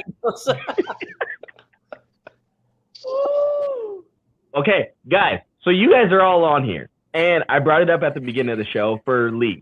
There was a guy out there, and I really, honestly, Lee, at this point, don't care. But he told Lee not to be himself, to shave his beard, and to take off his glasses. What? Anyone that knows Lee has seen him around the track just like this. Yes. I've never You guys seen all him have any your... other way. What was that? I've never seen him any other way. I've never seen him without glasses, hat, and beard. So Ever. if you saw him any other way, you would be like, man, what do you like? What? He's got to be true to himself, right? No, I would be like, who is that? Yeah, I don't know. AB, you was real. Hey, you boxed them back up real nice and everything. Brother, let me tell you something, man. If I show you guys this stuff, you know what I mean? It's like they're one of my favorites. But I'll show y'all something real quick. Look, you see the collection over the other side? Brother man got some glasses over there. Hey, I got to start wearing them though. That they're exclusive at Maco Tools. Getting them sponsor plugs in there, AB. That's it. But nah, man. But it's cool. That's the whole thing about it is that I think us as a whole, we got to start showing all of our true personalities, and that's what makes us us. You get what I mean? And that's why I resonate so much with from Steve to Justin, because they're real. You get what I mean? It's I like being around real people. You follow what I mean? So I'm friendly with everybody, and I always got along with a lot of people, but it's a true saying that you only can count your real friends on one hand. And honestly, in drag racing, Steve, I can call him about anything. I can call Justin about anything. And the thing about it is, I saw Justin since he was a kid grow up to the young man he is today. And me and Steve been through thick and thin, through all kind of different trials and tribulations and everything else. And when I needed a shoulder to cry on, he was there. When he needed a shoulder to cry on, I was there. So this is a true family relationships that we have right here. And but the thing about it is, we gotta let it out. You know what I mean? Steve, I would never mess with Steve. People don't even realize I started doing this karate stuff. So Steve goes, "Hey, babe, I'm a second-degree black belt." I'm like, "Oh, snap." He is a Chuck Norris in disguise. He will whoop your tail with some cowboy boots on. You know what I mean? And those suckers are hurt. You know what I mean? And Justin, people don't realize, he was a crazy, ridiculous. He went to college and played football. Don't let it get into us. You ever see the calves on Justin? Shoot, that joker will mess you up. They're not. Hey, that's why they're ankles, AB. No, they ain't ankles, dog. That is a 55 caliber calf. That's a 50 cal calf he got. That's why that pedal's pow, pow. Oh man. I think the NHRA banquet next year needs to have the Antron Brown stand-up hour and let that go on. Is Lee? They couldn't handle it. They couldn't handle it. You gotta tell them. The thing about it is, what makes comedy is telling true stories. It ain't making stuff up. Yeah, it's gotta have some truth. This stuff up. You know what I mean? If y'all would have been there and videotape, Steve, we got to bring Justin there a little bit, because Justin's from New York. So we got to bring him down to the ranch, man, and take him out there when we go shoot the 50 cal and stuff like that, man, and shoot some targets, man, because it will light you up. I mean, when you shoot a gun and it makes the doors of the gun house move and the windows fall down, that's a gun. You know what I mean? No. It ain't no pop, pop, pop. So let me tell a story. It was a booth. AB comes down, and I got a 50 cal. AB's like, "Hey man, let's go shoot some guns." So got a 500-yard range here in the back, and we go out there, and I mean, this is a 50 cal. This is a Barrett big semi-automatic 50 cal. A bullet this long, that big around. I mean, this is a big old bullet. AB shoots it. It blows the doors. It blows stuff off the roof, because I have an enclosed shooting house where we shoot, whether it's raining or hot or cold or what. And if he's laying on the ground in the prone position shooting, and when he pulled the trigger and that gun went off, AB went, brother. And there was no other words than brother. And then there was some kind of sound. It was like, "Ooh, Big Daddy." It was. And so we shot some long range, some distant stuff. And then we busted out the machine guns. Oh man. And I'll have to get you guys those videos.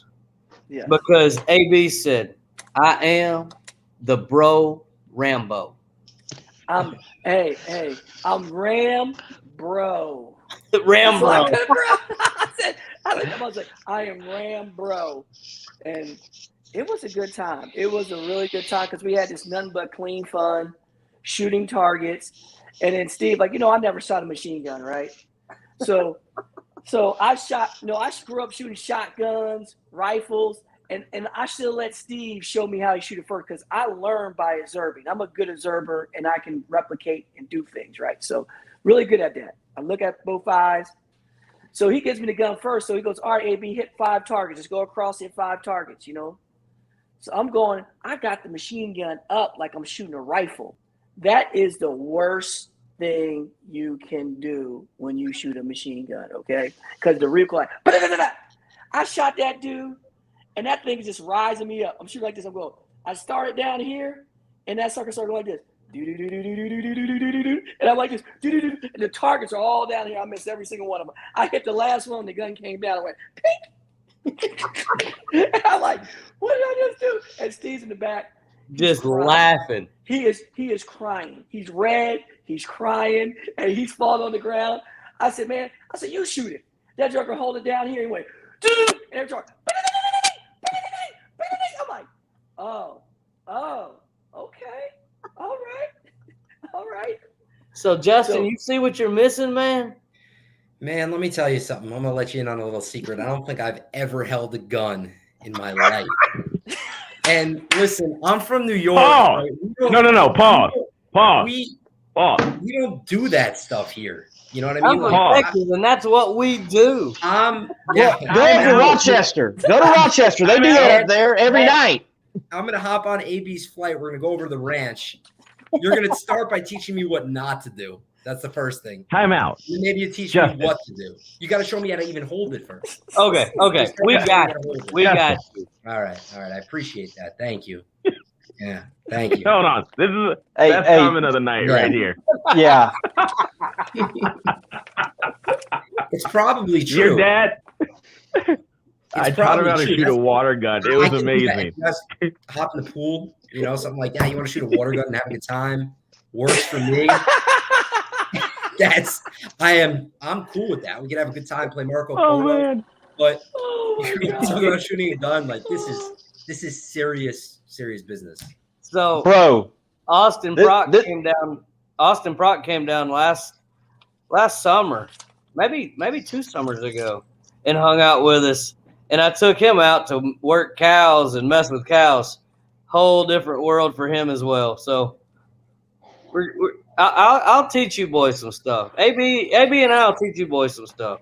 Yeah, we could do it. You could do it. Like I was seasoned on the other stuff, but when you put that machine gun out, look, brothers ain't got no machine guns, man. You know what I mean? I grew up with a 410 over and under because I went small game hunting. You know what I mean? I had 20 gauge, 3 shells, pow pow. You take the plug out, you can put 5. So, but nobody told me that.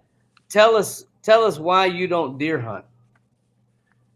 All right, listen, fellas. Oh no! Time out! No! I know you don't deer hunt, Sammy. You deer hunt? What you mean? Do you deer hunt? Man, I live in North Dakota. Oh, Lord. Yes, I deer hunt. That's the problem. Compound bow and everything. Oh, you hunt with a bow? Oh, yeah, man. Something wrong with you, man. Something wrong with you, bro. Oh no. Let me tell you something. So let me tell you something. You must got time on your hands and you're bored. Okay? Let me tell you something. Well, it snows 9 months out of the year. Justin, listen to me, Justin. Listen to me. Okay? When my boys took me out and I went deer hunting, I was literally like 14 years old. Okay?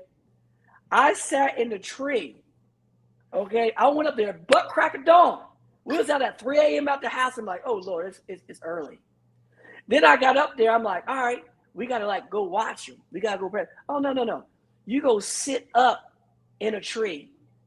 And then I saw my boy. He's got a bottle of Jack or something like this. Goes, oh, what's that for? He goes, well, that's to keep me warm. I'm going to keep you warm. I got up in there. Brother, I start feeling my toes. My toes, I couldn't even feel them no more. My fingers was numb.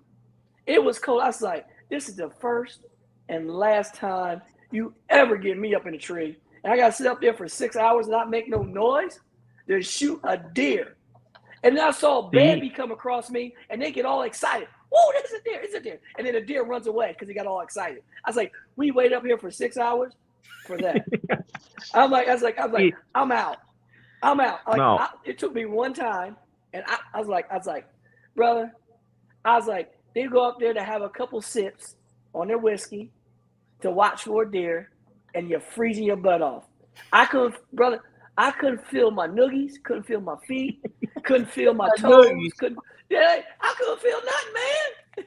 They felt like they were cement, like a cement marbles. And I was like, oh Lord, I don't even got none no more. I was so cold, I was done. I've literally heard this story about 15 times, and it's the same. Like, it's the same laughter every time. It never gets old because the description, the seriousness, how passionate he is about no, brother. Couldn't feel my toes, couldn't feel my knees, couldn't feel my noogies, couldn't feel my fingers. I'm out. He said, they got meat at the grocery store you can eat. You don't even have to go. No, you don't. And you know what? I got a lot of friends that got deer. They got venison too. You can go get that, and they'll give it to you. A lot of my friends say, AB, you want this? I said, absolutely. Good meat. Oh, yeah. Eat it all day. Okay. Eat it all day. AB, I got you. When you come up here, it's 13 degrees right now, and it felt like negative 14 earlier. What are you doing here? Long story. We'll talk about that another day. Long story short, I have a deer blind that looks like a hay bale. It's got a heater in it. You're on the ground. We'll warm it up for you, but you got to get out there early. You'll sit in it. You'll be warm. Pop the hatch open, and then deer coming into the feeder. So got you covered there. But yeah, man, you got to sit there and freeze. But you got to get one of those heated. I have a heated, insulated sleeping bag, pretty much that you sit in now. You know, pull back. You're good to go, man. I told AB, I hunt in South Texas. It's going to be it's hot where he hunts. Low of 50, high of 75 all weekend. We're going to go out there. We're going to go out there in a short sleeve shirt. We're going to get in the blind. We might have a little cocktail. Probably just watch and not even do anything. No. Maybe some mosquitoes. Yeah, maybe some mosquitoes. But I'm not that mad at them anymore. I just go watch them. Hey, I can do that. And you know what? I do enjoy watching wildlife. Okay, I enjoy that. But the thing about it is, when it's cold. Not when it's cold. And you know what the cool part is? We got Kroger's now here. Did you have Kroger's out there in North Dakota? We got things called Kroger. Hey, we had a guy a minute ago that didn't like Kroger's. Yeah, yeah. Hey, we got Kroger's here, and they even sell bison in them now. We can get some wild game meat in them now too. They have a fresh seafood section. We can get all kind of fish now, brother. We get walleye. There he is. and we get all of our Steven.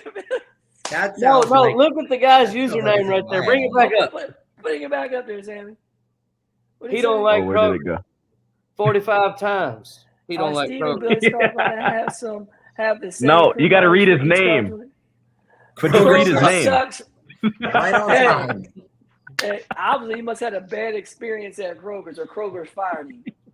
Yeah, I think he don't work at Kroger's no more. Hey, man. Hey, everybody got their opinion, man. I don't like some things, and some people love them. You know what I mean? I got some things like I deer don't hunting. Like too. Hey, when it's cold, brother. When it's cold. AB. So we have bison up here, they're big in North Dakota, but there's something about going out. Like, I've helped my buddy, he shot a moose, I've shot an elk, deer, badgers, whatever else you want to shoot. I mean, you can shoot whatever you want up here, but there's just something about going out and the experience, harvesting that animal, like being up close and personal to a moose is like, man, that it brings you to tears. Like, to elk, man, I'm telling you, anytime, Lee, Lee, this is our opportunity. We got to get these 3 guys out there, especially Justin, because he's only had a high-powered, high caliber water gun, as his dad said. We got to get them out there, and we need to record. We need to record this off season, because this is what the people want to see. Like, this show was supposed to be about announcements. Hey, that's Bucky the Badger on Wisconsin, baby. My little brother plays for Wisconsin, so I need a hat. Steve, if you can get me a Badger hat, let me know. No, we're gonna go hunting in Texas because the temperature is right. See, Sammy, look at you, man. Do you see Sammy's? You see his complexion. You see how mine's like honey golden brown. See, you don't see. You see how I'm honey golden brown. Look, you pale, man. You know why you pale? Because you up there where it's negative 13 degrees, brother. Like you frozen, brother. Like I get dark. Out. It's true. I know it's true. I get darker during the summer, and then I ref hockey all winter, and I hunt, so I'm in cold places so I get very, very light during the winter. I can tell. You got that ice disease. That's a disease. Yeah. It's called coldness. Yeah. It's called coldness. Yeah. You know it's bad when a brother's on the ice. Hey, brothers ain't made to be on ice. We're from tropical climates. Okay? So Sammy has got a disease. You know what I mean? Like, we need to be down there where Steve's from. Okay? Like see, Lee, if I had a beard you, I'll be made for that cold climate. Okay? I'm not. You see it? Hey, I can tell you. The beard, when it's seriously got a bad wind chill out there and you're snow, yeah, you're glad to have the beard. You love to have your beard. Like, I will keep my beard. Hey, I can tell you one thing. I had a friend with a beard just like you, and we went outside in their cold weather. I looked over him. That joker's nose kept on running. That joker had snot all over that stuff. It can happen. Yes, it can happen. You know, I'm sitting here talking about how good of friends AB and I are and how close we are. And you know, when you got a really close friend, sometimes you just need to tell them, hey man, that ain't working for you. Yeah. But AB didn't do it. And I'm mad at him about it now, because if you guys didn't see me back in 2017, when I tried to grow a beard and I looked like I had some kind of disease where it was just like real splotchy and patchy, and I had like this mustache like I had ran off to hide in hiding for robbing a bank or something. So, see, the beard don't work for everybody. I mean, because I was only warm like in one spot and it was cold over here. And I look back on those photos now, I'm like, AB, why you didn't tell me that I looked homeless or worse? Like, why didn't you tell me this? It wasn't about that, man. I thought you was going through a spurt in your life where you you wanted to experience something different. So I was like, let it go. I was going through some stuff, but now that I look back on it, I wish I wouldn't have went through it. Hey, Justin, you ain't got to worry about this, Justin. We're gonna keep you from all this, okay? Oh yeah, all right. I think I should just pick specific races. I'll look at what Steve looked like in Chicago with 17. I'll pick specific races, and I'll do a mustache one race, a goatee another race.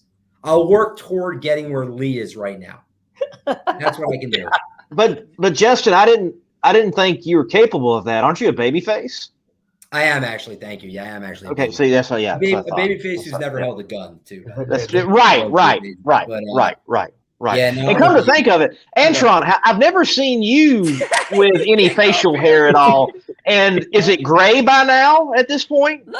Look, I got some on right now. Hey, B can grow a mustache. I could get it. Oh, you remember? I had a mustache when I was young because I looked like I was 13. And Steve goes, I never knew you had that mustache. I said, I never knew it looked like that either. I said, I'm glad I cut that sucker off. No, you had one, AB, a couple of years when you were riding the bike. He did. I did. Yeah. I did. Look like Montel Jordan. Hey, this is how we do it. What did Billy Joe think of it? That's the question. That's all that matters anyway. Right? Oh, she liked it. Billy Joe liked it? He had it when he got her. Yeah, Billy Joe. That's why he got her. I think she loved me so much. It didn't make a difference what I did, because she was in love with the person, not what I did. Hey, I'm gonna tell you, that is the truth for my wife Natalie, because I had that whole costume on when I got with her, and I just said, "Baby, I don't know how you done it either." AB wasn't a good a friend to tell me to cut that off. You had it off by that time, man. You had it off before you was courting that dog. You know what I mean? I remember it, man. You had your stuff all tight then, man. So you was I had to be. I had to lose some weight too. Well, it's like this, fellas. Sometimes you gotta go a different direction to appreciate where you was at. And that's what it was about. You had to appreciate it. You know what I mean? Like me with the stash, I had to cut it off after a while. I had that thing for like 3 years. I was like, I need to cut this thing off. You know what I mean? And I cut it off. That's what you had to do. We're not going to let you grow a beard or a goatee, Justin, but we will let you grow a mustache. Oh, you will? Absolutely. Oh, yeah. Go ahead. I appreciate that, guys. Listen, be careful what you wish for, because, I mean, look, it might, if you want to have a little peach fuzz, it might take like between 6 months and a year, but I'll get there. I promise. I'll work on it. We'll color it in with an eyebrow pencil. That's all. Hey, now's my time to throw in a sponsor plug for Gillette. If you're out there listening, Gillette, we can see what we can do. All right, so we've talked about guns, we've talked about facial hair. All right, Justin, you're the only pretty much out of us four here. I mean, my family is from Texas and Louisiana. Have you had like good Southern food, Justin, like crawfish, boudin, stuff? I'm sorry, boo what? He don't even know what that is. Boudin. You haven't. Let me tell you something, Sammy, and we will attest to this. We have great pizza here. Excellent pizza. Yes. We have excellent bagels, right? Phenomenal. Oh, yes. We got good steak. What you're talking about, foreign language, brother. Foreign language. I don't know about any of that stuff, but I'm gonna try. When maybe I go to North Dakota, maybe I go somewhere in the south. You ain't gonna get You ain't gonna get no boudin North Dakota. Okay. I don't even know what that is. Justin, this is how bad it is. I went to the grocery store the other day, Marketplace, and I asked the lady, I said, "Where are you guys' hot links?" And she's like, "Hot links?" I'm like, "Yeah, like a brother just wanted a hot link and a piece of bread." She goes, "We don't have I'm like, "Okay, hot sausage?" So she takes me over to the meat department, and literally it was like Hunter's sausage. And I'm like, "No, I have a freezer full of that. Like, I just want a good old-fashioned hot link." And she's like, "I don't know what you're talking about." So I had to I literally call my aunt that's in Houston. And I'm like, "Aunt, can you please send me a thing of hot links just so I can wake up in the morning and have a hot link for breakfast, hot link and egg." Like, you don't want to come up. If you want any wild game, you can come up here and eat that, or Norwegian food. But I'm telling you, you got to get him down. Did you hear what you said? Norwegian food. You know what that means? Yeah. That means it's cold. Lutefisk. I never even heard of Norwegian food. Norwegian food. You know what that is? You know what that is? Steve, you eating ice fish. It's got ice on it. You're eating ice deer. You gotta chisel the deer. It's all froze. That's what Norwegian food is. Frozen food. Like, you know what I mean? I hang my deer in the garage. It's cold enough to do that. Open the hatch, hang it up in the garage, let it hang. You can't do that in Texas. You got to skin it and everything right then and there. We got a walk-in cooler. That's the only thing you can hang it in. Hey, you know what it means when you get hanging in your garage and you don't need to have a refrigerator? That means it's somewhere you do not need to be. Yeah, I agree. 100. This is a good thing. You know what? You guys use those Yeti coolers during the winter. We just take the beer, set it outside, but don't leave it outside overnight, because that's why we call it pop. Because if you leave anything can-wise, it'll go. Hey, Sammy. How many geese you got up there in the wintertime? At the farm right now, we have so many snow geese. It's ridiculous. Like, you can literally walk out there. No, not ones that you keep there. The ones that know better when to fly away. Like the ones that go south for the winter. Oh, you know what I mean? snowbirds? Oh, everybody's a snow. Like I'm about to become a snowbird. I'm going to California for 3 weeks. I got to get out of this cold. Oh Lord, Lord. Man, I came onto the show with so many expectations, but I think I learned a lot about life. I have to say. Yeah.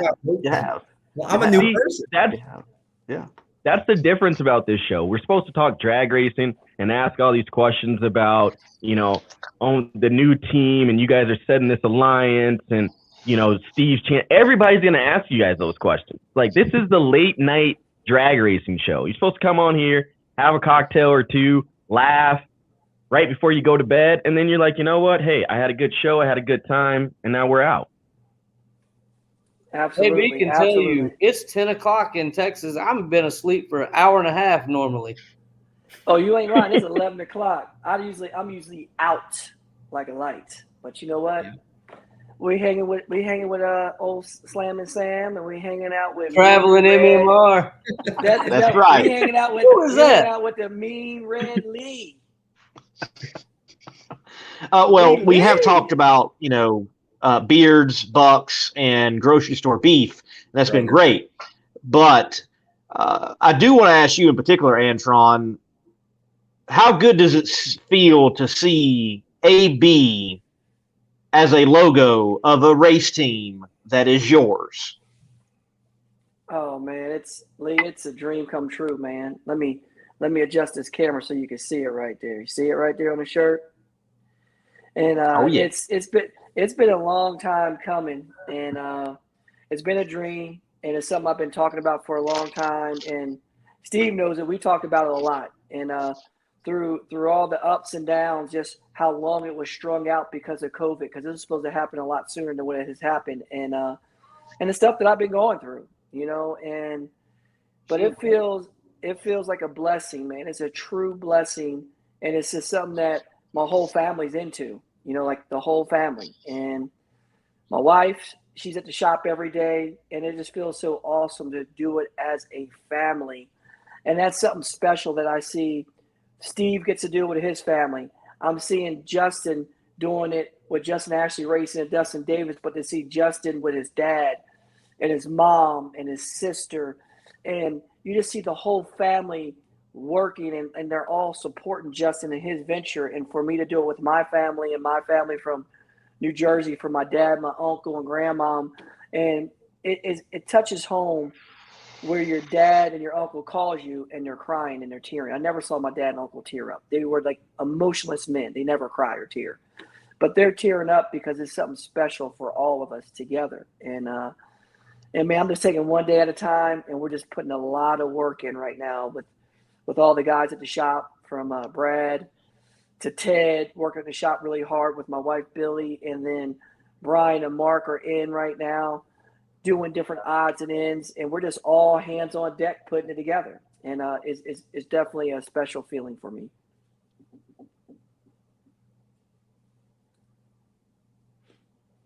And that's what it's all about. So as we kind of just wrap it up, Steve, is there anything you want to say to these two guys that are on the screen next to you, and any call outs or anything you got for them for their next race season? No, I mean, both of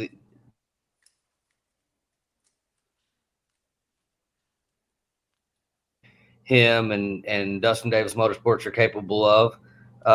Antron and I talk all the time, and I know AB and I were at Pomona, and it was he and I and my wife Natalie and Billy Joe, and we're standing there, and he's like, "Brother, we're gonna have so much fun. It's gonna be this next year." I said, "Brother, you're gonna be working. I'm gonna have some fun, but you got a lot of work to do." And Billy Joe looked at me, and I mean, if you know Billy Joe, she doesn't pull no punches. She doesn't beat around the bush. She goes, "I told him that."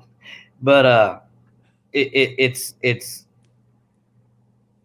really special to see all the guys that you race with, that you're friends with, doing well and accomplishing dreams, accomplishing goals.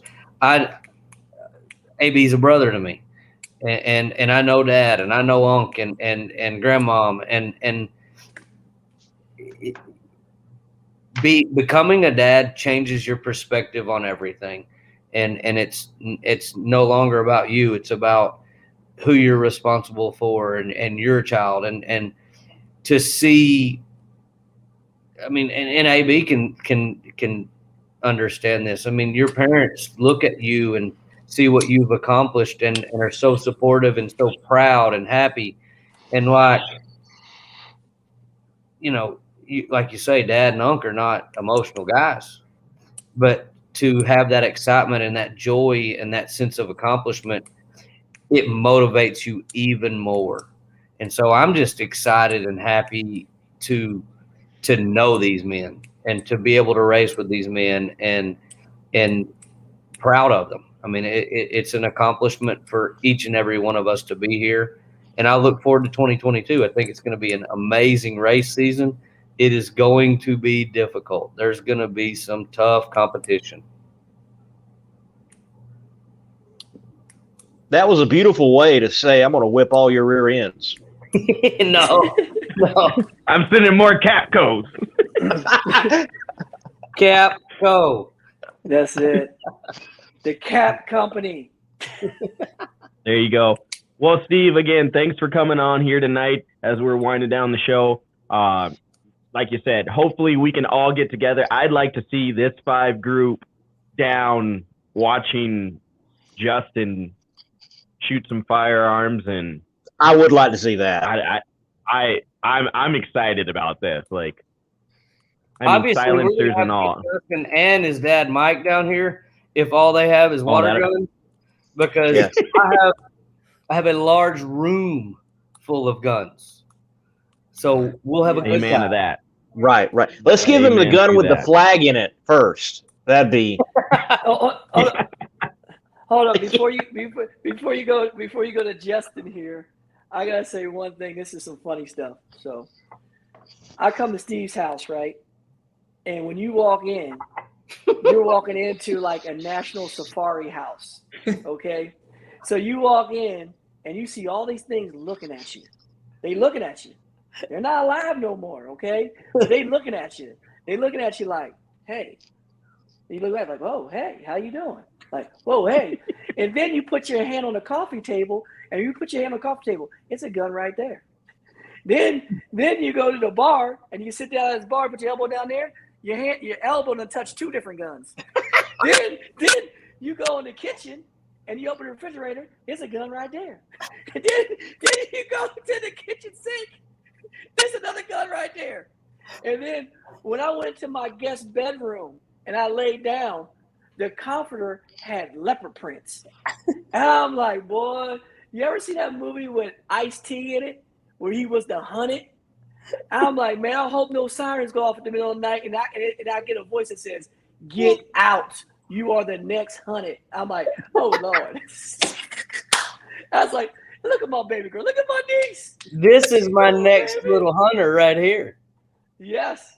She's been asleep and woke up. She's ready to go again. Oh, look at her. Look at her. She's better than me already. You look at this hair. You look at that hair right there. She got it. Daddy ain't got no hair, but she's got some. And she is just beautiful. Look at her. And got the leopard print on, AB. I see it. But you know what? That's when your whole life has changed around, because those guns, excuse me, Bless they're you. put up. Thank you. They're put up now. Baby girl, like, it's like that girl done changed the whole dynamic. Justin, let me tell you something, son. You got plenty of time for that. But when it happens, it's going to be incredible, because you're going to see a piece of you looking back at you. And that's the crazy thing. AB said, brother, your house is not kid safe at all. Oh, man. What a show. But, Steve, again, congratulations to you on your championship year. You and the Capco boards have done it again. We are excited to see what's coming in the near future and for you guys. And like I said, hopefully we can get this group chat going so we can all watch this. And like you said, invite Mike Ashley as he's up. I think for sure. He's saying he's going to need a bulletproof vest. Mike, let me know. I got one. I got a couple. I can bring them for you. But yeah, excited for you, Steve. Thank you for coming on again. Thank you, guys. All right, then there was two, Lee. Man, congratulations to you guys. I know we didn't even really talk about what you guys came on for, the alliance and everything, but this is what our sport needs, is just people being them, showing their true selves. And I think all four of us have conversations with each other about this on air and off the air. But congratulations to you guys. And I'm predicting that Powerhouse. I know Lee is going to give me crap because he says I never pick a winner, but hey, it is what it is. You don't. It's better to pick the final. It's better to pick the rounds than just the winner. I don't want to leave anyone out. It's better to pick all the champions from the first of the year. Team AB. Team AB. How about that? Still pretty vague. Hey, Listen. hey! It's the J&A or AJ. Listen, that's it. Let me tell you something. I am, this alliance, I'm so excited for this alliance for so many reasons, but I'm excited for Antron. He's been racing for so long, and now to be able to own his own team, to have ABM, Antron Brown Motorsports, we all know how successful it's going to be already. We all know it's going to be successful immediately. All the guy does is win on and off the racetrack, and he deserves to be in this position. And I've learned so much from him already. And I'm going to continue to learn a lot from him every day. Just observe him, watch what he does. So this alliance is really going to be something special. It's going to be good for everybody. And I think it's going to be good for the sport too. Yeah, but the thing about it is, too, the way I look at everything else is that Justin came in and really set the bar. And I think a lot of things that a lot of people haven't captured because they saw him coming out and they saw it as Justin Ashley as a rookie, they don't realize what he's doing to the sport. You get what I mean? And I think that's something that everybody's missing. And that's one of the key reasons why I wanted to join this alliance with Justin and with Davis Motorsports, is because they already started and they were the first one to the party to start this new uprising of the smaller teams, the one-off teams, and they're actually the first ones that came out their shell to blossom in NHRA and start this chain reaction, like with them, the Josh Harts. You get what I mean? And Steve Torrance has done it a long time ago, but they're still during the time of the mega teams. You get what I mean? And now that transition, I think, is dwindling down, where you're getting to these more teams of what we're doing, and then how we're sticking together and to make it happen so we can all perform at a high level. And I think that's crucial. That's something that Justin gets kudos for, because think about what they've done. Dustin Davis had a nostalgia funny car team. Okay. Then he got a funny car. Okay. Then he had a team where he made like 1 or 2 races a year. Think what Justin Ashley Racing did. They looked and searched, and they saw this raw ability and talent in this individual, brought him abroad, got linked up, formulated, and they turned into not just a top field team showing up and barely qualifying, but literally knocking the lights out of all the big teams and winning rounds and then winning races. You get what I mean? Like, he literally built a competitive championship winning drag racing team from scratch. And that's something I don't think that nobody talks about, but I've saw it firsthand, and I just wanted to bring it to light. And people don't realize how hard that is. And that's why I feel so awesome of us all joining forces and bringing this positive energy together so we could even take it to an even higher level. I just want to know when the first event is, when Antron's going to wear a white fire suit and Justin's going to wear the black fire suit. That's all I want to know. The yin and yang? Yeah, that's right. Yin and yang. Yin and yang, baby. That's it. Brother, all I can tell you is when one of our cars line up against somebody else, they're going to know it. And that's what it's all about. That's what it's all about. 1 + 1 = 5. That's what it is. We're all going to get together, and like AB says, pull that rope in the same direction. I'm excited. You know, Dustin Davis has done such a great job with this team. And obviously with Mike Green stepping in, he turned around our whole program. He's done such an awesome job. So to get Mike Green with Antron's amazing brain trust with Brian and Mark Oswald and Brad Mason, I mean, you know, as long as we're all pulling that rope in the same direction, you know, we know where we want to go, and, you know, excited for this new landscape of NHRA drag racing. And so everybody's already is. given you. Yeah. I don't, you know, drag Everyone's racing in the NHRA, with everything that's happening, it has not looked like this in decades. It's all new for everybody covering it. And I think this is one of the most exciting times we've got. Maybe not yours, Antron, but I know definitely mine. I couldn't hear you. You broke up on me there. You broke I think up on we me. lost you a little bit, Lee. Oh, man. I don't want to go through that again. Well, no, just say the last thing you said. I heard everything, but we couldn't hear the last, like the last sentence you said, and then it broke up. Again, I just think what we're heading into in NHRA drag racing is something brand new and fresh, and the most exciting time for the sport, of the way things have broke up and new alliances have been formed, and you've got new teams coming on board. I think this is one of the best times for the sport that I can ever remember, and most exciting. Absolutely. I believe that you're going to actually see a lot of new things develop, and it's going to bring new people. And you've even seen new people getting their license and their fuel license and funny car license. That's going to bring a new dynamic to a sport. And I think what you're going to see with NHRA is that now you're going to start seeing it grow.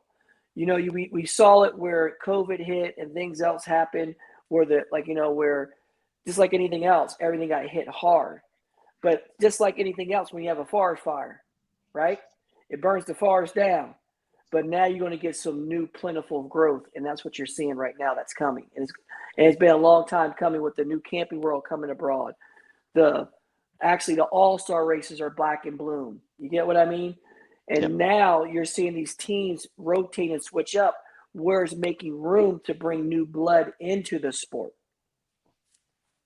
You know what I mean? And you're going to see everybody starting to press the envelope, because now people have to keep up with each other, where you got new blood, where people are going to test more, spend more money, learn new things, develop new things.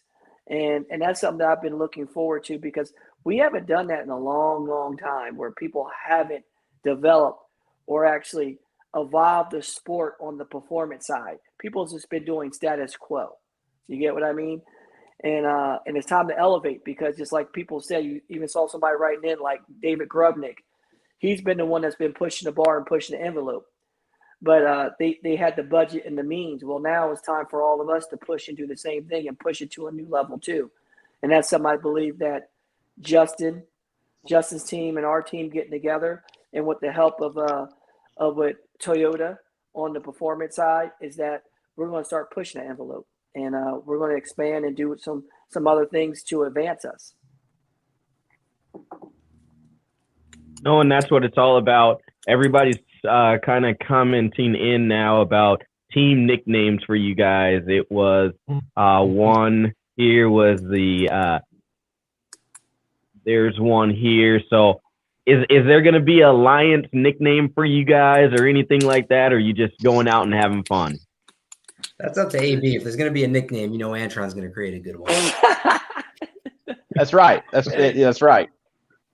We're going to do what we do, and we're going to get some merch stuff coming out. Trust me, and we'll reveal that. You know what I mean? Like that the one gentleman said there, jab, JA and AB is a jab, like jab. You know what I mean? But we'll see, man. We'll see, and it's going to be good. It's going to be good. We got to do some stuff on that deal, but it's going to be a lot of fun, and there's going to be a lot of other stuff down the road that's going to happen. There's a lot of great announcements coming abroad too, so it'll be good. It'll be really, really good, and the future is bright, and ain't no limits for us. So, and that's what we're going to stick to, and we're going to go with. Gentlemen, my last question: both of you at PRI? Yes, we'll both be there.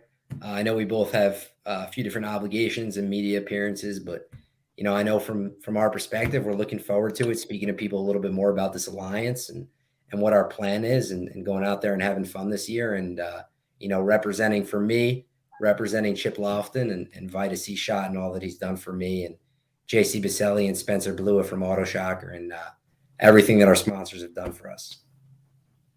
He's on the PRI app. So anybody that's out there wants to know what's going on, make sure you download the PRI app. It gives you all the information that you need. Trust me, Lee, you're a first timer, so you got to download that app so you know where you're going, what you're doing, everything like that. Yes. I know. I got to download it. I got 2 drivers. I got to make sure they get to the NHRA stage. I don't know how I'm gonna do that. And Lee, Antron and I, we'll get to talking. Sammy, just so you know, we'll figure out something where we'll have to figure out if something happens, if one of us wins a race, or maybe at the World's Finals, we'll have to sit you down and shave the beard together. We'll get something going. We'll figure out something fun. Yes. Oh my God, your dad, Justin. Just bring your word at the PRI. See, we love. Oh man, we're not fighters. We ain't trying to go kill the prey. You know, we go to Kroger. We go to Kroger, man. We go to Kroger, brother. We got to break you of that habit. And now, I'm telling you, the only thing that you need to go to the grocery store for is chicken. But I mean, I got friends that, honestly, if I needed to, that's what I'm saying. Like, if I needed to, I really don't have to go to the grocery store for meat. If I really want to. But that we could talk about that, hopefully in Texas, somewhere warm. But yes, we're excited for you guys. A lot of big things coming. Everyone said silly season, but honestly, in this silly season time, it's really starting to make a lot of sense of what's going on and what everyone's doing. So again, congratulations to you guys. I know we didn't talk much about this because you guys are going to do that all weekend. We wanted you guys to come on, have fun, talk about experiences, talk about life, show the people out there of who you guys really are. And, I've spoken with you guys both individually. Both have taken me in personally and been there for me when I have questions or anything like that. So I'm excited for what the future holds and for you guys and on our side as media people to tell you guys a story. So congratulations again, and just keep putting the pieces to the puzzle together. Thank you, guys. Thanks for having us on tonight. Thank you. Appreciate it. Thank you. Thank you, We appreciate you. If there are League. Traveling MMR, we can't hear you, but guys, we're gonna let you guys go and we're gonna wrap up this show. So get some sleep. Big weekend ahead, and we will get more information from you guys later. Thank y'all so much. Thank you. Man, again, what a show tonight, Lee. Got Antron on. We got Steve on. We had Krista Baldwin on. We had Justin on just to talk about everything. I mean, life, goals. It was a top fuel kind of night. It was a top fuel kind of night. Yeah. It was interesting though. If anyone got anything out of this, they saw light of who our drivers really are. They're normal people. They get together in the off season. And that's one thing that you and I, we've talked about multiple times, is just enjoying that. So, right. See these people for who they are and get some behind the scenes stories, cut up a little bit, have a laugh, have some serious questions every now and then. I don't know. Just give me Sam. I don't know what you're saying. You sound like a 1985 robot right now. But yeah, but it's okay, Lee. You know what? It's just your computer is telling you, man, I'm hungry. It's going to be a late night. I got to get up and I got to drive. So Lee, you continue to do you. You continue to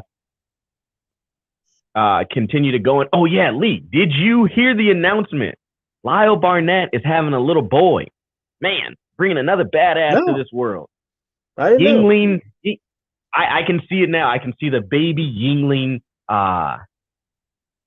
the onesie for him already. So it's gonna be a bad little motherfucker. So But yeah, I'm excited for it, Lee. Congratulations, I'm Lyle. excited. Yes, congratulations, Lyle. I'm excited for you to experience your first PRI. But Looking again, forward Lee, to it. this has been it's been another great show. You guys check out anything that Lee's got going on over at Monday Morning Racer. Lee, you tell those folks about who you are, and then we are going to close this show out tonight. I am hungry, and I want to go get something to eat. Love you all. I'm checking out. Follow me at Monday Morning Racer on NBC at the top of the screen. It's there. Just search Monday Morning Racer. Google knows who I am. Sam, I'm out. Take care. The man is hungry, so I'm closing out this show, and you are right. Hotel Wi-Fi sucks, but he's on the road going to PRI. You guys, thanks again for joining us here for a 2-hour plus competition plus power hour. Thank you to Bobby Bennett for what you've done for us. Elon Warner for coming and scheduling all these guests. Krista Baldwin for coming on. Congratulations to her. Steve Torrance for the win this year, the championship. Justin Ashley for another great year. Antron Brown for another great year. And now having his own team, the Alliance, that was made with these two individuals. But you guys got to look into who these drivers and these people really are tonight here on the Competition Plus Power Hour. You can listen to all these back on all your major platforms and on YouTube. Go over, subscribe, hit the notification for Monday Morning Racer, Competition Plus, and me, Slammin' Sam, aka Outlaw Performance ENT. Thank you guys for tuning in. Till next week, everyone have a good time and a blessed and a safe time at PRI. Happy holidays to you all. But till next Tuesday, we're signing out. Peace, love, and a little elbow grease while you're working on that car. Get your CompetitionPlus.com apparel today. Whether it's our nitro-burning funny car design or the vibrant door slammer design, we have the swag to show you are always in the know. Get yourself a hat too. And we know not everyone enjoys wearing a mask, but if you must wear one, at least wear a good-looking one. Check out the new CompetitionPlusApparel.com for the latest from the place where you have trusted for your news on the internet for over 2 decades.